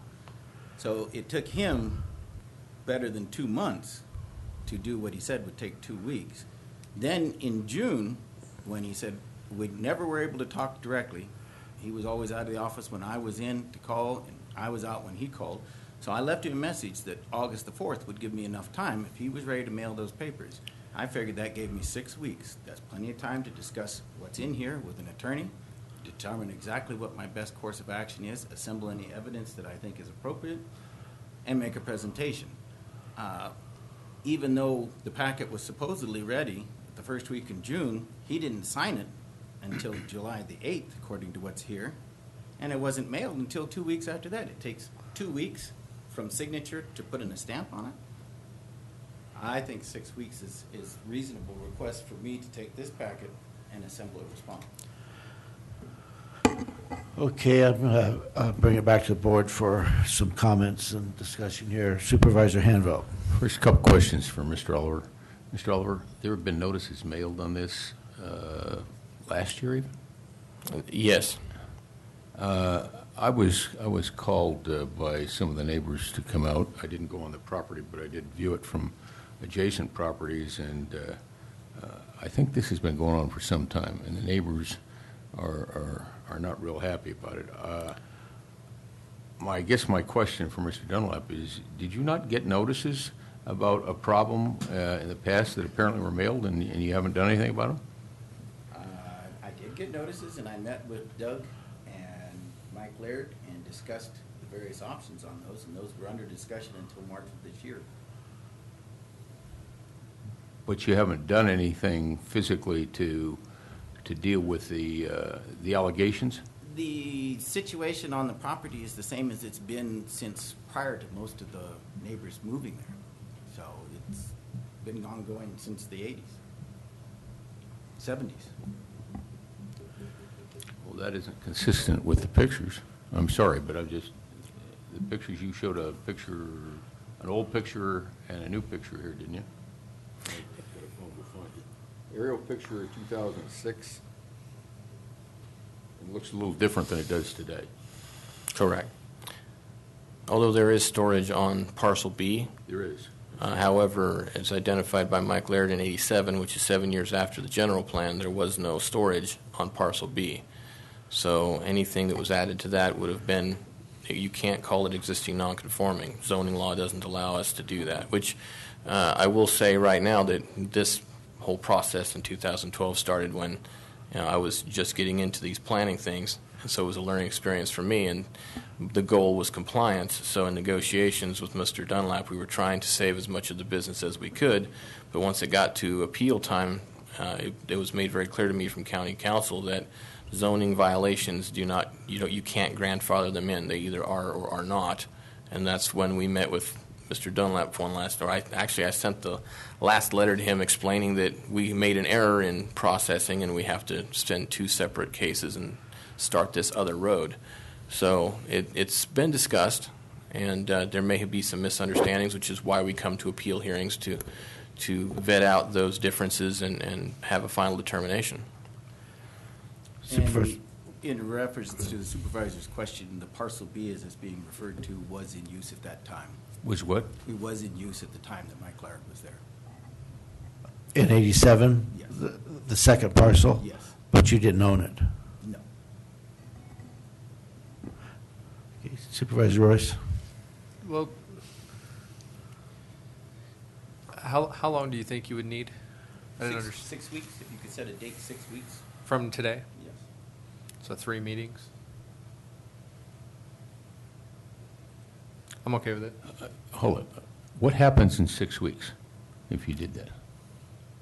I'm just trying to understand the logistics. I think Mr. Dunlap would want that much time in order to gather his information for an appeal. Is that correct?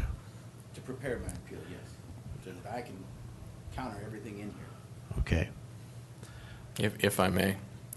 In previous meetings with Mr. Dunlap, we've asked him to provide a lot of documentation to justify the use, justify the size of the use, justify the age of the use. We've received no data, and that's since 2012. And I don't know if this is going to be productive. Go ahead. I understand that, and I understand your guys' position, and you spend a lot of time on these kind of cases. I'm just really sensitive to seeing a business being impacted like this, and I know, a lot of times you deal with cases and it's people are breaking the rules, but, I have, I don't know. If I was in your position, I would want that as well, so I'm okay with it. Supervisor Rutherford? Yeah. Am I correct? This whole process started in '82. I'm sorry, 2000. When did it start? 2012. 2012. That's a long time. If you couldn't have done 6 weeks worth of work in that period of time, it's a very common tactic to delay processes as long as possible, and I see it all the time, and I'm not very sympathetic. I'm sorry. Yeah, Mr. Dunlap, we have two things we're looking at: the parcel that ends in 10 and the next one in 04. And what puzzles me is that you're saying that contained wood operations prior to your ownership. Did you have permission to use that property as a wood yard, I presume? And you're capable of giving us proof that? I believe so. Okay. Because in reading it still doesn't conform, even though you had permission to use that as a wood yard. It's not properly zoned, and it doesn't seem like it's going to be allowable, even if you did have the permission there. So.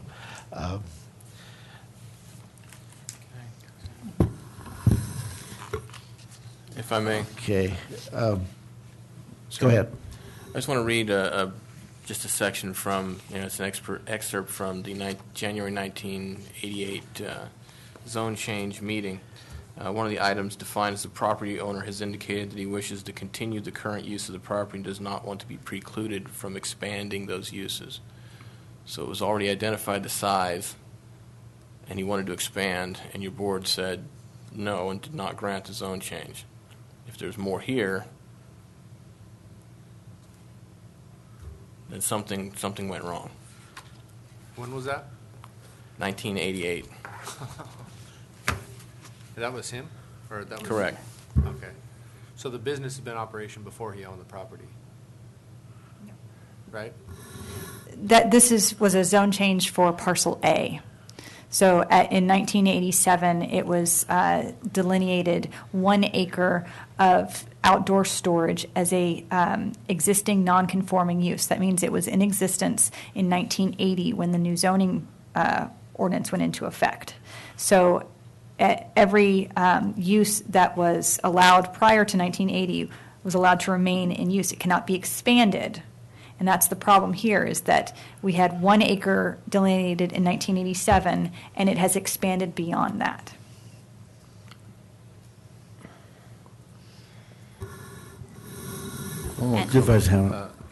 It seems to me like we got a denial in 88? Yes. 88. And by that denial, the business expanded on parcel A, what you call parcel A? Yes. Okay. And from the pictures, it also expanded on parcel B. And knowing that there was a denial, I mean, that didn't come to us, it came to a previous board, but nevertheless, there was something there. So, and then in the last 2 years, or 3 years, 2012 almost, 3 years, 2.5 at least, this has been our discussion. The business has continued, and I can't tell between 2006, 14 pictures, but from the pictures there, it looks to me like it continues to do this.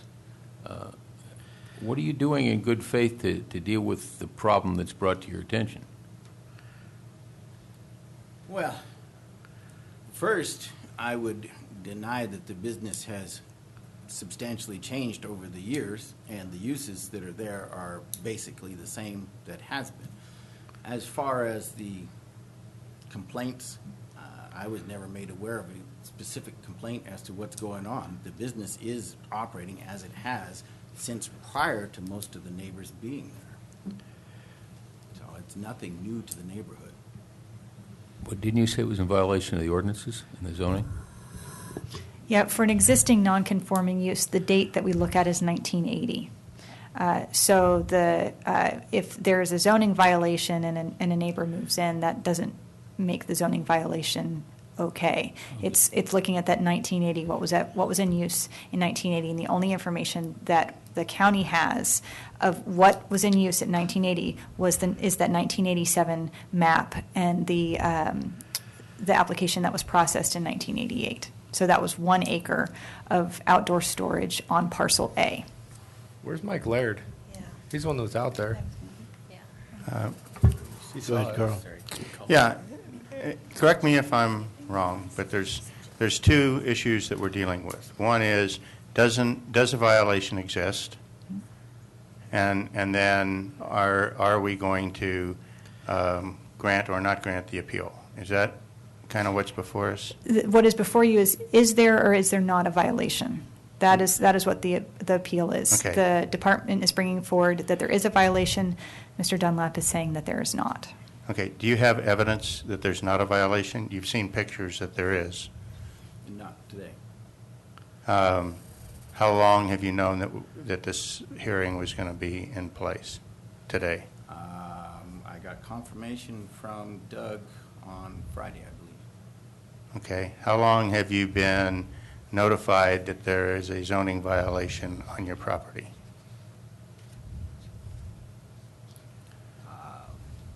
That would probably date back to 1987.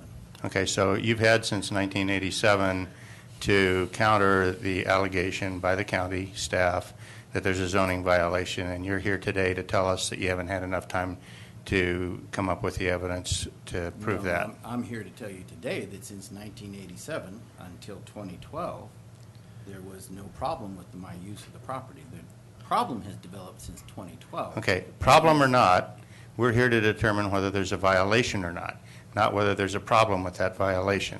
So my question is how long have you known, when were you informed by the county that there was a zoning violation? It would have been whenever it was grandfathered in. 2012. 2012.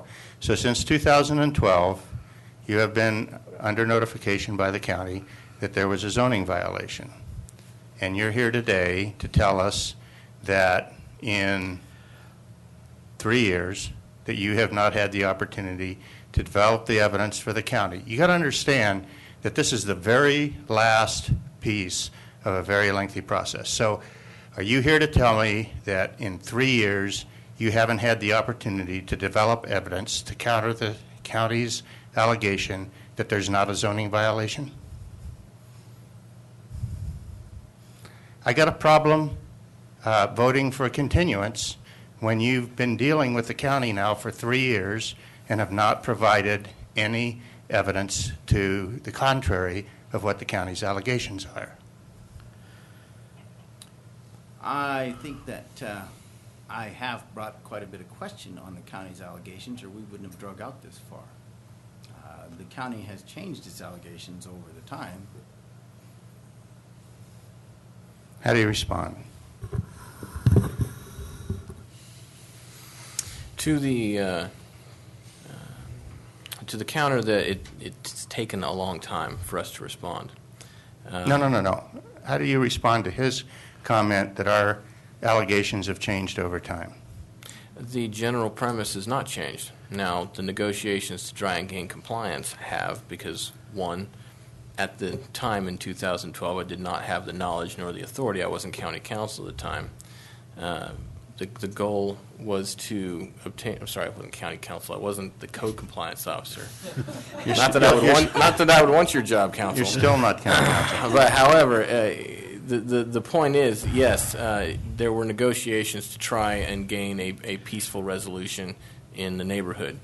The original goals were set to, hey, you have a violation. Let's try to get this into something that we could all agree to. We didn't have property lines that we were aware of to establish clear indications. It took a lot of data mining, and to be quite honest, by your own board's direction, this is a zoning violation. It is low priority, so it's whenever we have time, we work on zoning violations. During two critical moments where we could have responded in 2 weeks, I was pulled to severe substandard housing cases that took months to resolve. I'm not looking for. Well, the point is that we learn as we go, and when did the county notify? When did go through the process timetable for me? Okay. There's a notice to correct. There's a whole bunch of steps that we go through. Step through those with me so that I know. The initial step was an opportunity to correct. Okay, and that was when? And unfortunately, I just provided the notice in order for that one. Do you have the? Okay, so the. Well, opportunity to correct was sent shortly after December 19th, 2012, related to the violations on 19600 Carn Richards Road. That's A? And that's parcel A. Okay. Now, after no response from the owner, we sent a notice in order April of 2014. We've worked back and forth on complaints. We've had discussions. Okay. We haven't had time to pursue it, so to his benefit, there were delays. But my point is in 2014, we went to the second step, right? Right. Okay. That was And April. so even going back to April of 2014, we're talking about a year and 3 months, okay? There's nothing in evidence that in that year and 3 months that you have contested that a violation actually exists.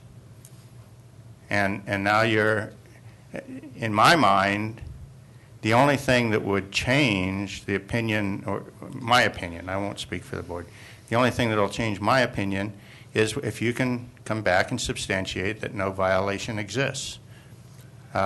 So you've had a year and some months, even giving the April 2014 date, and you haven't done that. And you're here today to ask for a further continuance of this case. I'm not inclined to do that. You've had a year and 3 or 4 months to make your case. There's a piece of evidence in your file here I just found. Supervisor Hamel, could you please speak into the mic? Okay, there's a piece of evidence here on page 14 of your briefing.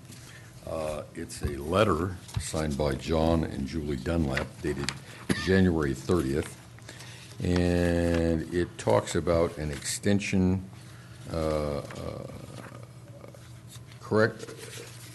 on an opportunity to correct on this. I assume it's this subject, since it's in the file. Anyway, it says specifically we're requesting a correction date be extended from February 6th, 2015 to March 9th, 2015. That was several months ago. That was their request for an extension. So I am inclined to agree with you, Supervisor Ritter. I think this is direct evidence that they asked for an extension, they got one, and now here we are, and we're asking for 6 more weeks.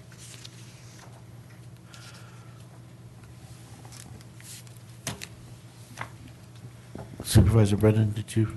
I can't see you over there. See Mr. Royce. No, I'm just, in looking through this, I don't disagree with what you're saying on the extensions, except, it's like today we had a clarification on process that changed a little bit of what we were looking at, and so I can also see where there have been some inconsistencies and some changes made, and I would like to see this done. I think 6 weeks is excessive. If this could come back, well, I guess it doesn't really make a difference between a month and 6 weeks. But I would want to see clear evidence that how this is not a violation, because that's really what we're trying to get at. And so it's that use that existed prior to 1988, correct? Use existed 1980. That's the date.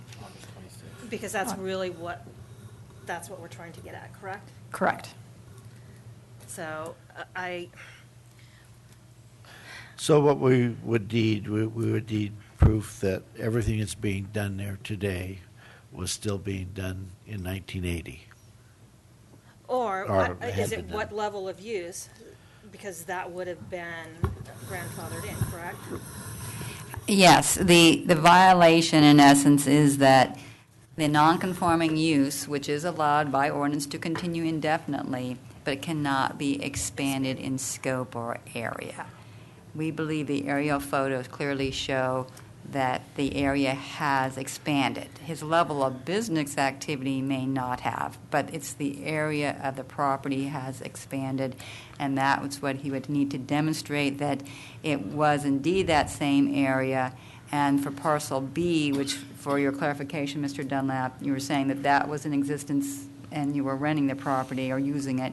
Again, you have to show what was there August 26, 1980, for that to be a nonconforming use at all on that property, which we have received no evidence so far about that. Excuse me, Supervisor Brennan, please continue. That's what I would like to see, because unfortunately, with the little diagram from Mr. Laird, it's somewhat, I don't have a clear sense of what was there.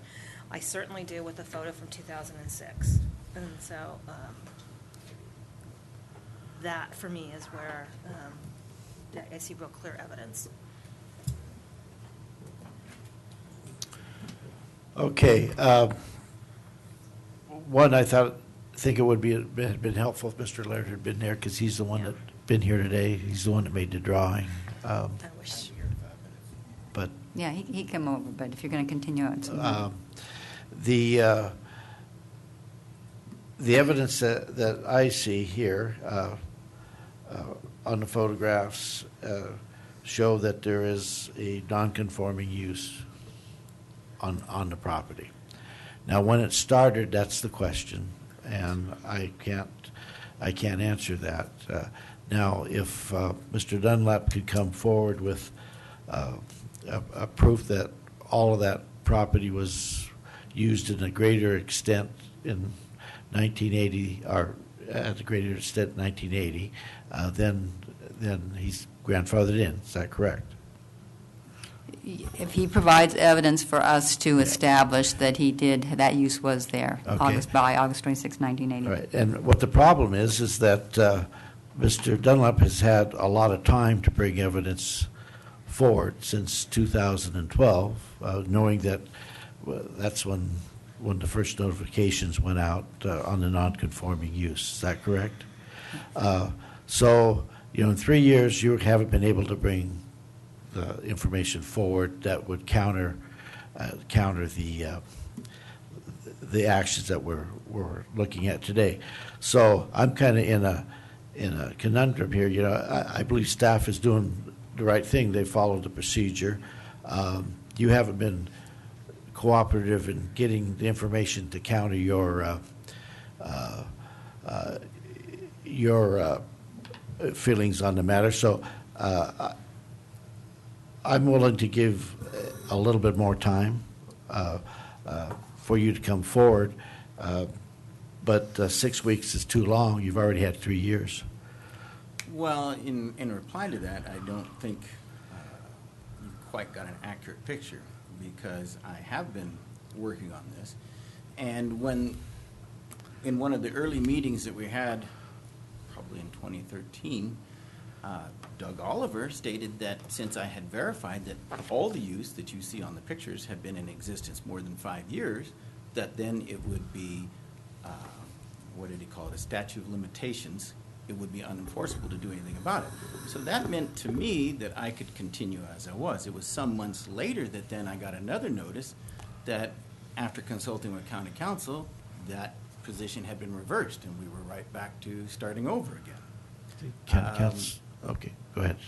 Go ahead. Next notice I got was that Will County Council now tells him that because it overlaps onto a second parcel, that then what he was looking at was on the second parcel, not the first parcel, so that had to be another procedure again. So then, in order to try and simplify and streamline this, I agreed to combine that second parcel appeal with this one. Now we hear that that's not permissible.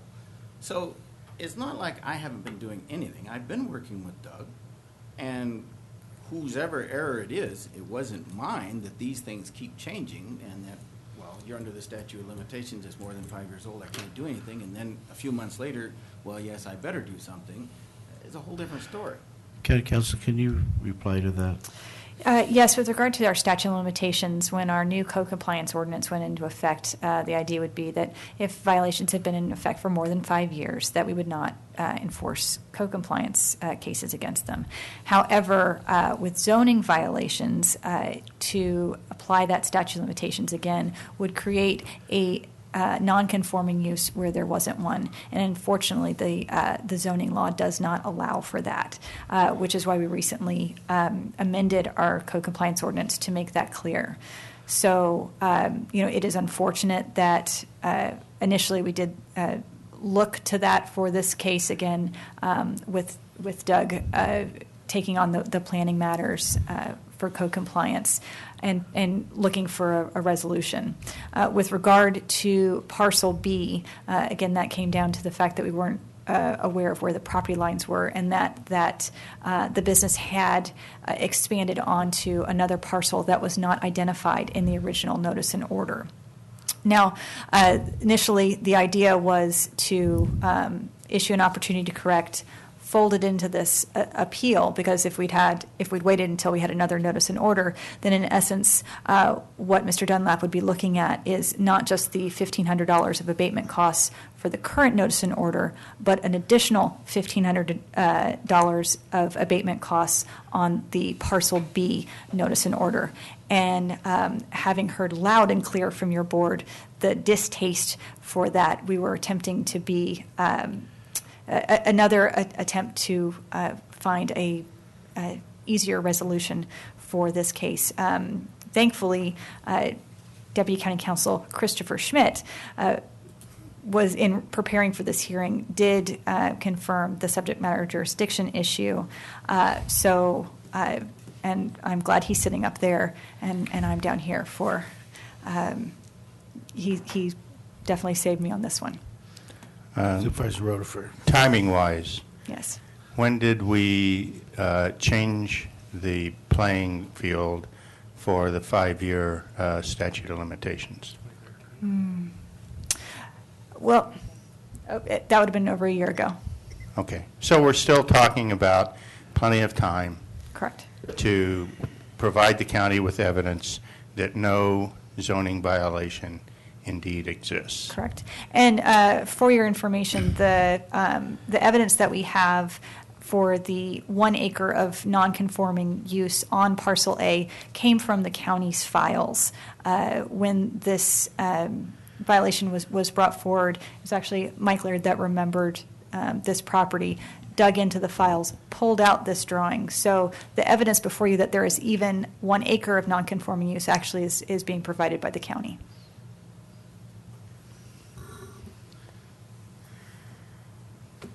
Any other comments from the board? I'll just make one. I'm not against your business or anything like that. I want your business to go. But I'm sorry, I've just seen too many code compliance issues, zoning violations, and all of that stuff, where the individual involved has not made a good faith effort to try and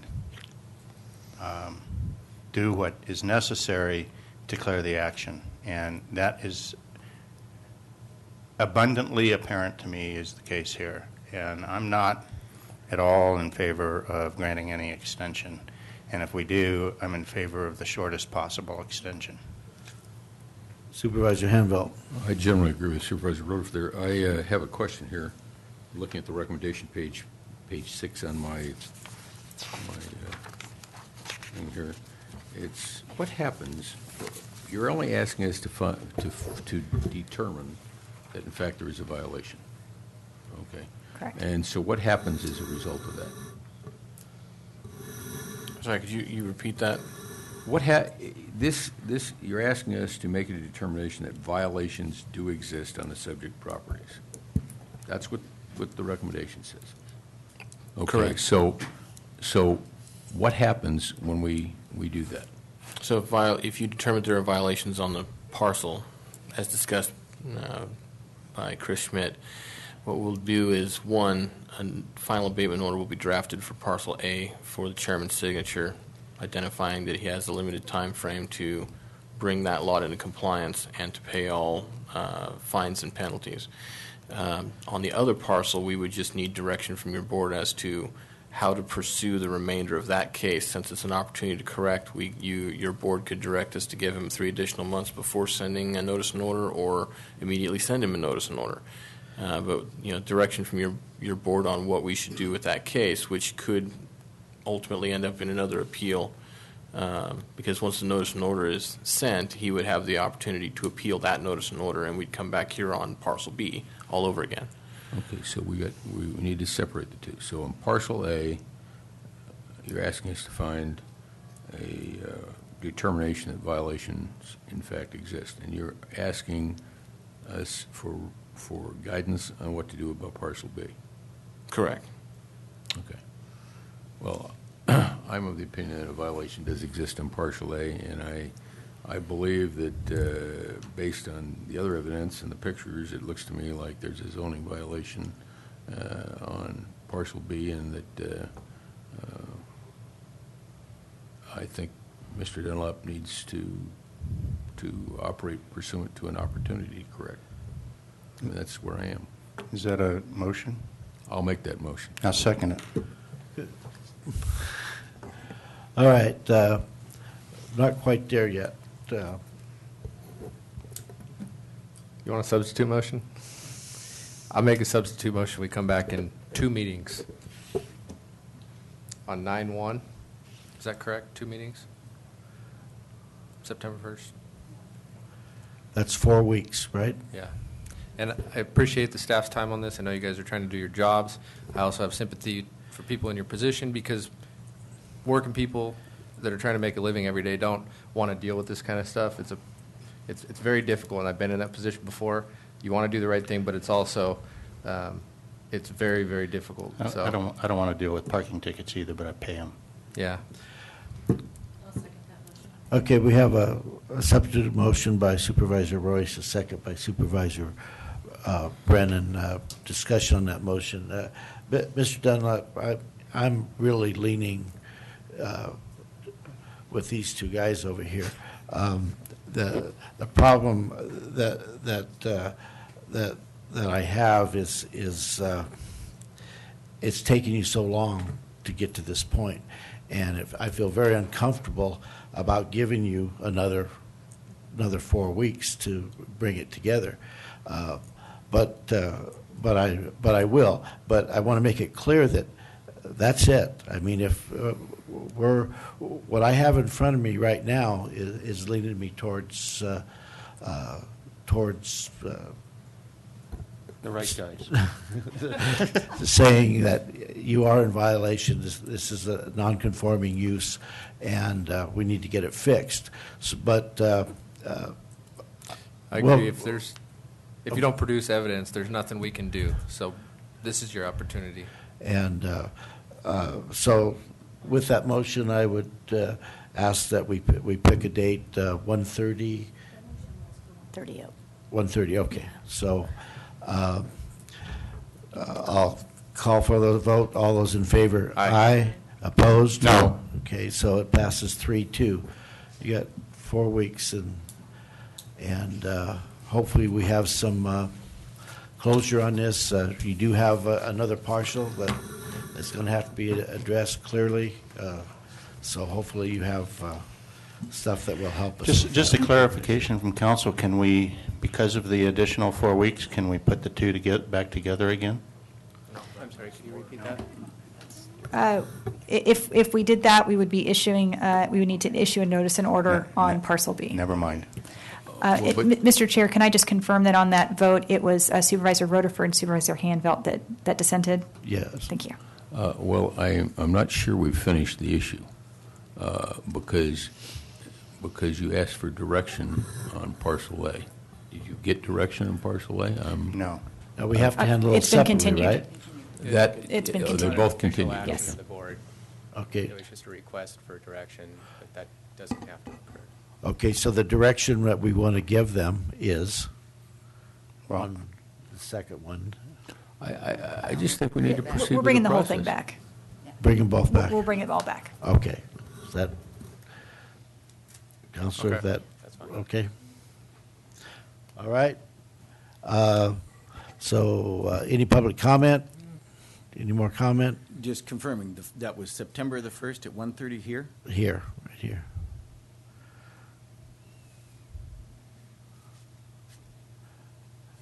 So we had the motion, we had the vote, and Want to drag it out anymore? now we can move on to the next item on the agenda. Mr. Chair, Yes. I think they're ready with the language on item 7, that resolution. All right, let's do item 7.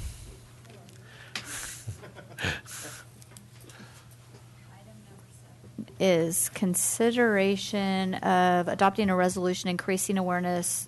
Are you sure? Oh, sorry. I was reading the wrong one. Consideration of adopting a resolution declaring surplus and authorizing disposal of real property for property known as the former Jamestown Mine. Good afternoon, Daniel Richardson, Deputy County Administrator. You asked me to come back to you with some amended language on this resolution that enables the county to sell their portion of the Jamestown Mine. I provided you with two different options. I'm recommending the first one, which combines two paragraphs in the resolution, the ones that talk about the stipulated judgment and the appraisal, and this is the new language. It would say, whereas as a result of the stipulated judgment requiring that the county make an initial cash payment of $6 million and to make annual payments ranging between $100,000 and $115,000 over the course of 20 years, an appraisal by Wright Appraisals, Inc. reduced the property's value to $169,000. That would combine the two. I'm recommending that one. The alternative would be to leave the stipulated judgment paragraph alone and saying due to the ongoing county liability, such as the annual payments required by the stipulated judgment, an appraisal by Wright Appraisals estimates the value of the property at $169,000. Yeah, I'm afraid the first one's too much detail, and we can have that discussion at another time. I like the second one. I do too. I wrote it first. The second one I wrote first. Good Go with job. your gut. I move to approve the resolution based on the Just identify it. incorporation of the second recommended change. Not calling you to, but I'm just saying in general. Okay, we have a first and a second. Any public comment? Seeing none, bring it back to a vote for the board. All those in favor? Aye. Aye. Opposed? None. Passes 5-0. Thank you. Next item. Number 10, second reading of an ordinance amending Chapter 17.68 of the Tuolumne County Ordinance Code. Good afternoon, Mr. Chairman, members of the board, Bev Shane, Community Resources Director. At your last meeting, your board waived the first reading of an ordinance that would extend the time frame for the expiration of entitlements issued pursuant to the Tuolumne County zoning ordinance. Those include such entitlements as use permits and site development permits and plan unit development permits. The ordinance would also bring in consistency the expiration of entitlements under your zoning ordinance with tentative parcel maps and tentative subdivision maps. I'm here today to ask your board to waive the second reading and adopt the ordinance as presented. Okay, any questions to Ms. Shane? Move on staff recommendation. We have first and second. Public comment? Seeing none, bring it back to the board. All those in favor? Aye. Passes 5-0. Thank you. Next item. Reports. Mr. Pedro. Okay.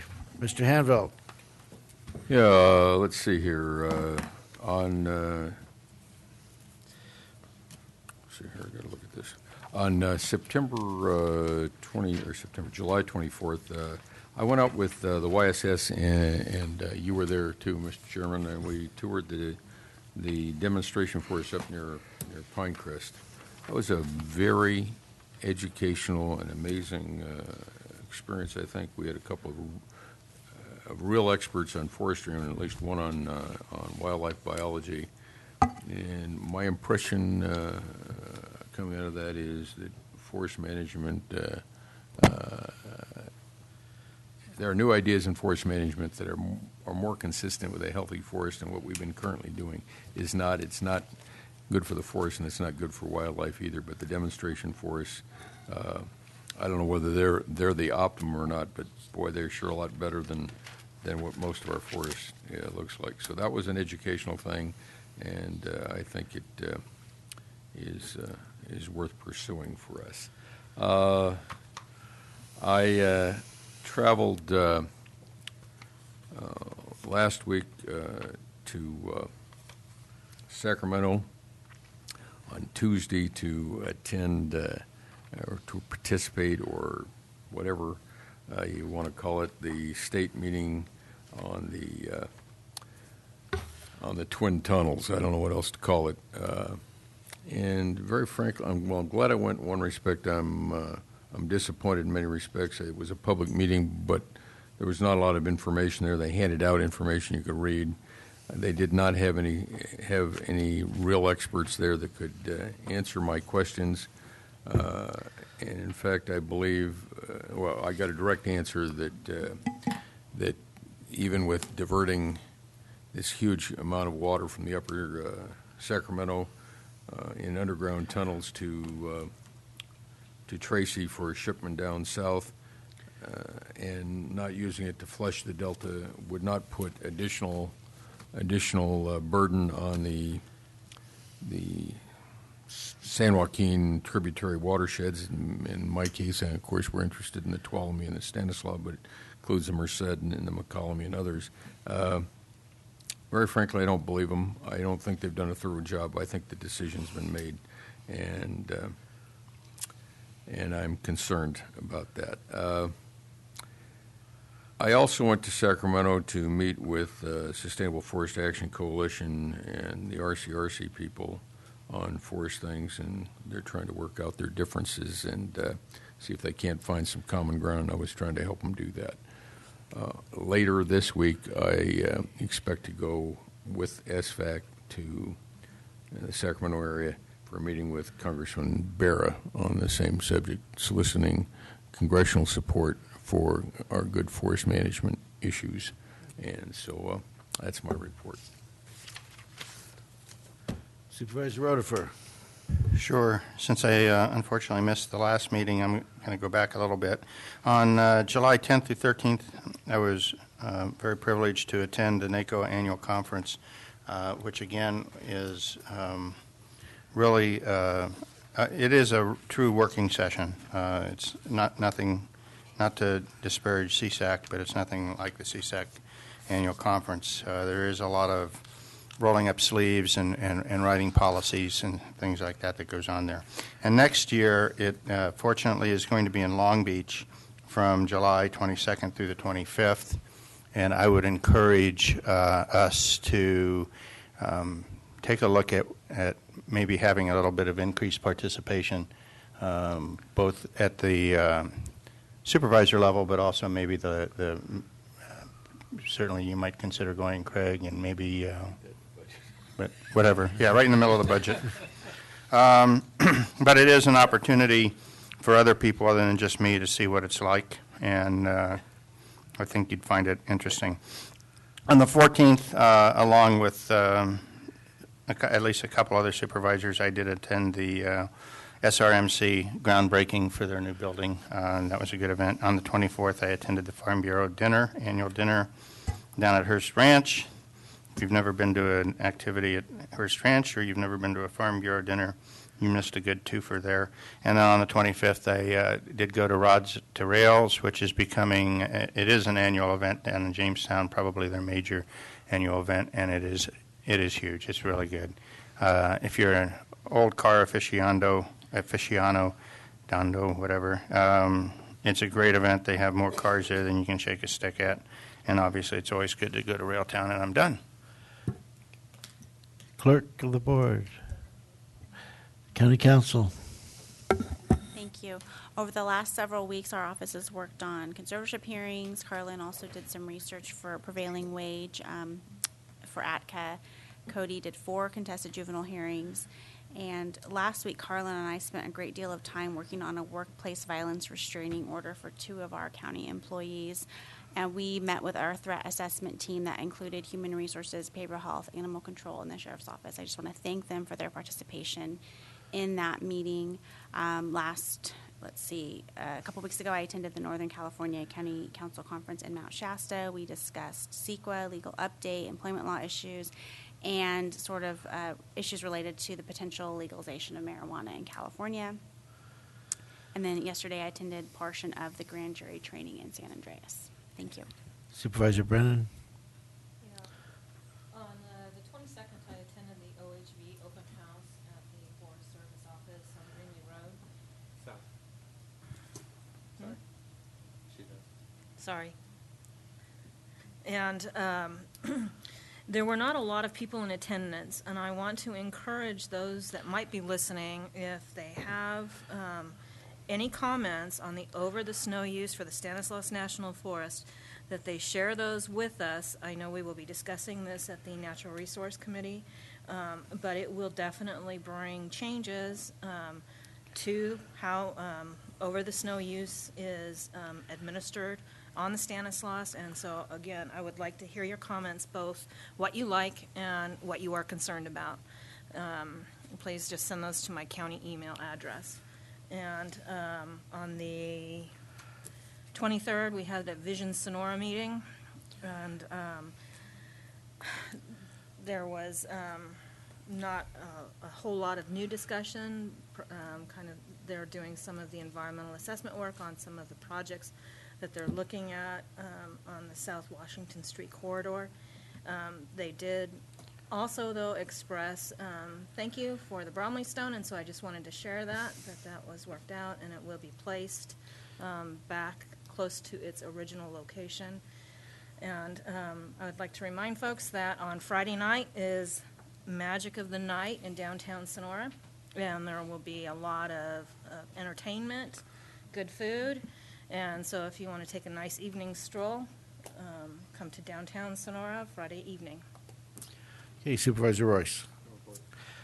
Okay, on January 23rd, or excuse me, July 23rd, I went up to Rush Creek, the new project on 120, and met with the arts representative, and it has to do with the willingness of the Rush Creek group to design their entrance and location roads to accept the arts bus, which I thought was really being proactive instead of building a driveway not knowing whether a bus will get up there or not. Very good discussion, and it looks like things will be worked out. And if you haven't got up that way, take a look. They really are moving on. It's going to be quite a place. On the 24th, as Supervisor Hanvelt mentioned, we did tour the experimental forest up at Pinecrest, and the presentation before was really good, but getting out in the forest and seeing the different procedures and things that they were doing there, it just makes so much sense, and it would just solve so many problems. And what was I think the point that was made about the experimental forest, that whole operation was done at a profit that put money back into the Forest Service, and no public funds used. The logger made money. The Forest Service had money to do more projects. So it was certainly a win-win. And if we could just get to that point, it would solve so many of the problems that we're facing. On the second, I did something new for me. I was moderator for a candidates forum at Pine Mountain Lake Board, which was kind of reverse role because I worked there for so many years, and to be able to ask the possible candidates. You're usually on the other side. Right. So it was pretty good.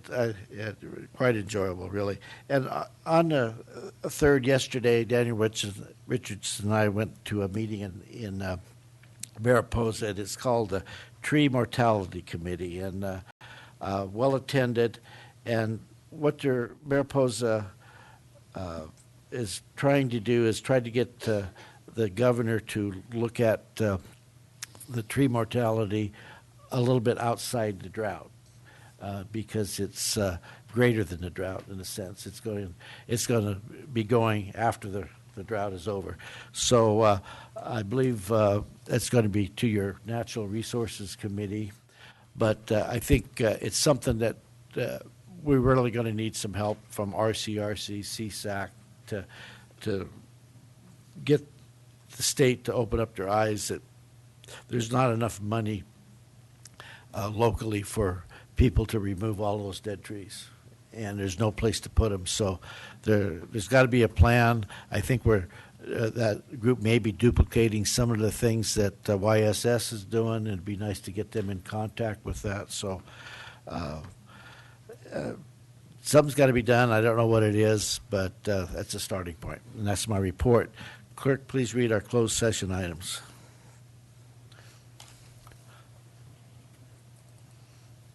Closed session, conference with legal counsel, anticipated litigation, Authority Government Code Section 549569D2, one case. Public employee appointment, Authority Government Code Section 54957B1, Chief Probation Officer. And conference with labor negotiators, Craig Pedro and friend, Authority Government Code Section 54957.6, all bargaining units. Okay, do we expect to report anything out? Any public comment on the closed session items? Seeing none, we'll go into closed session.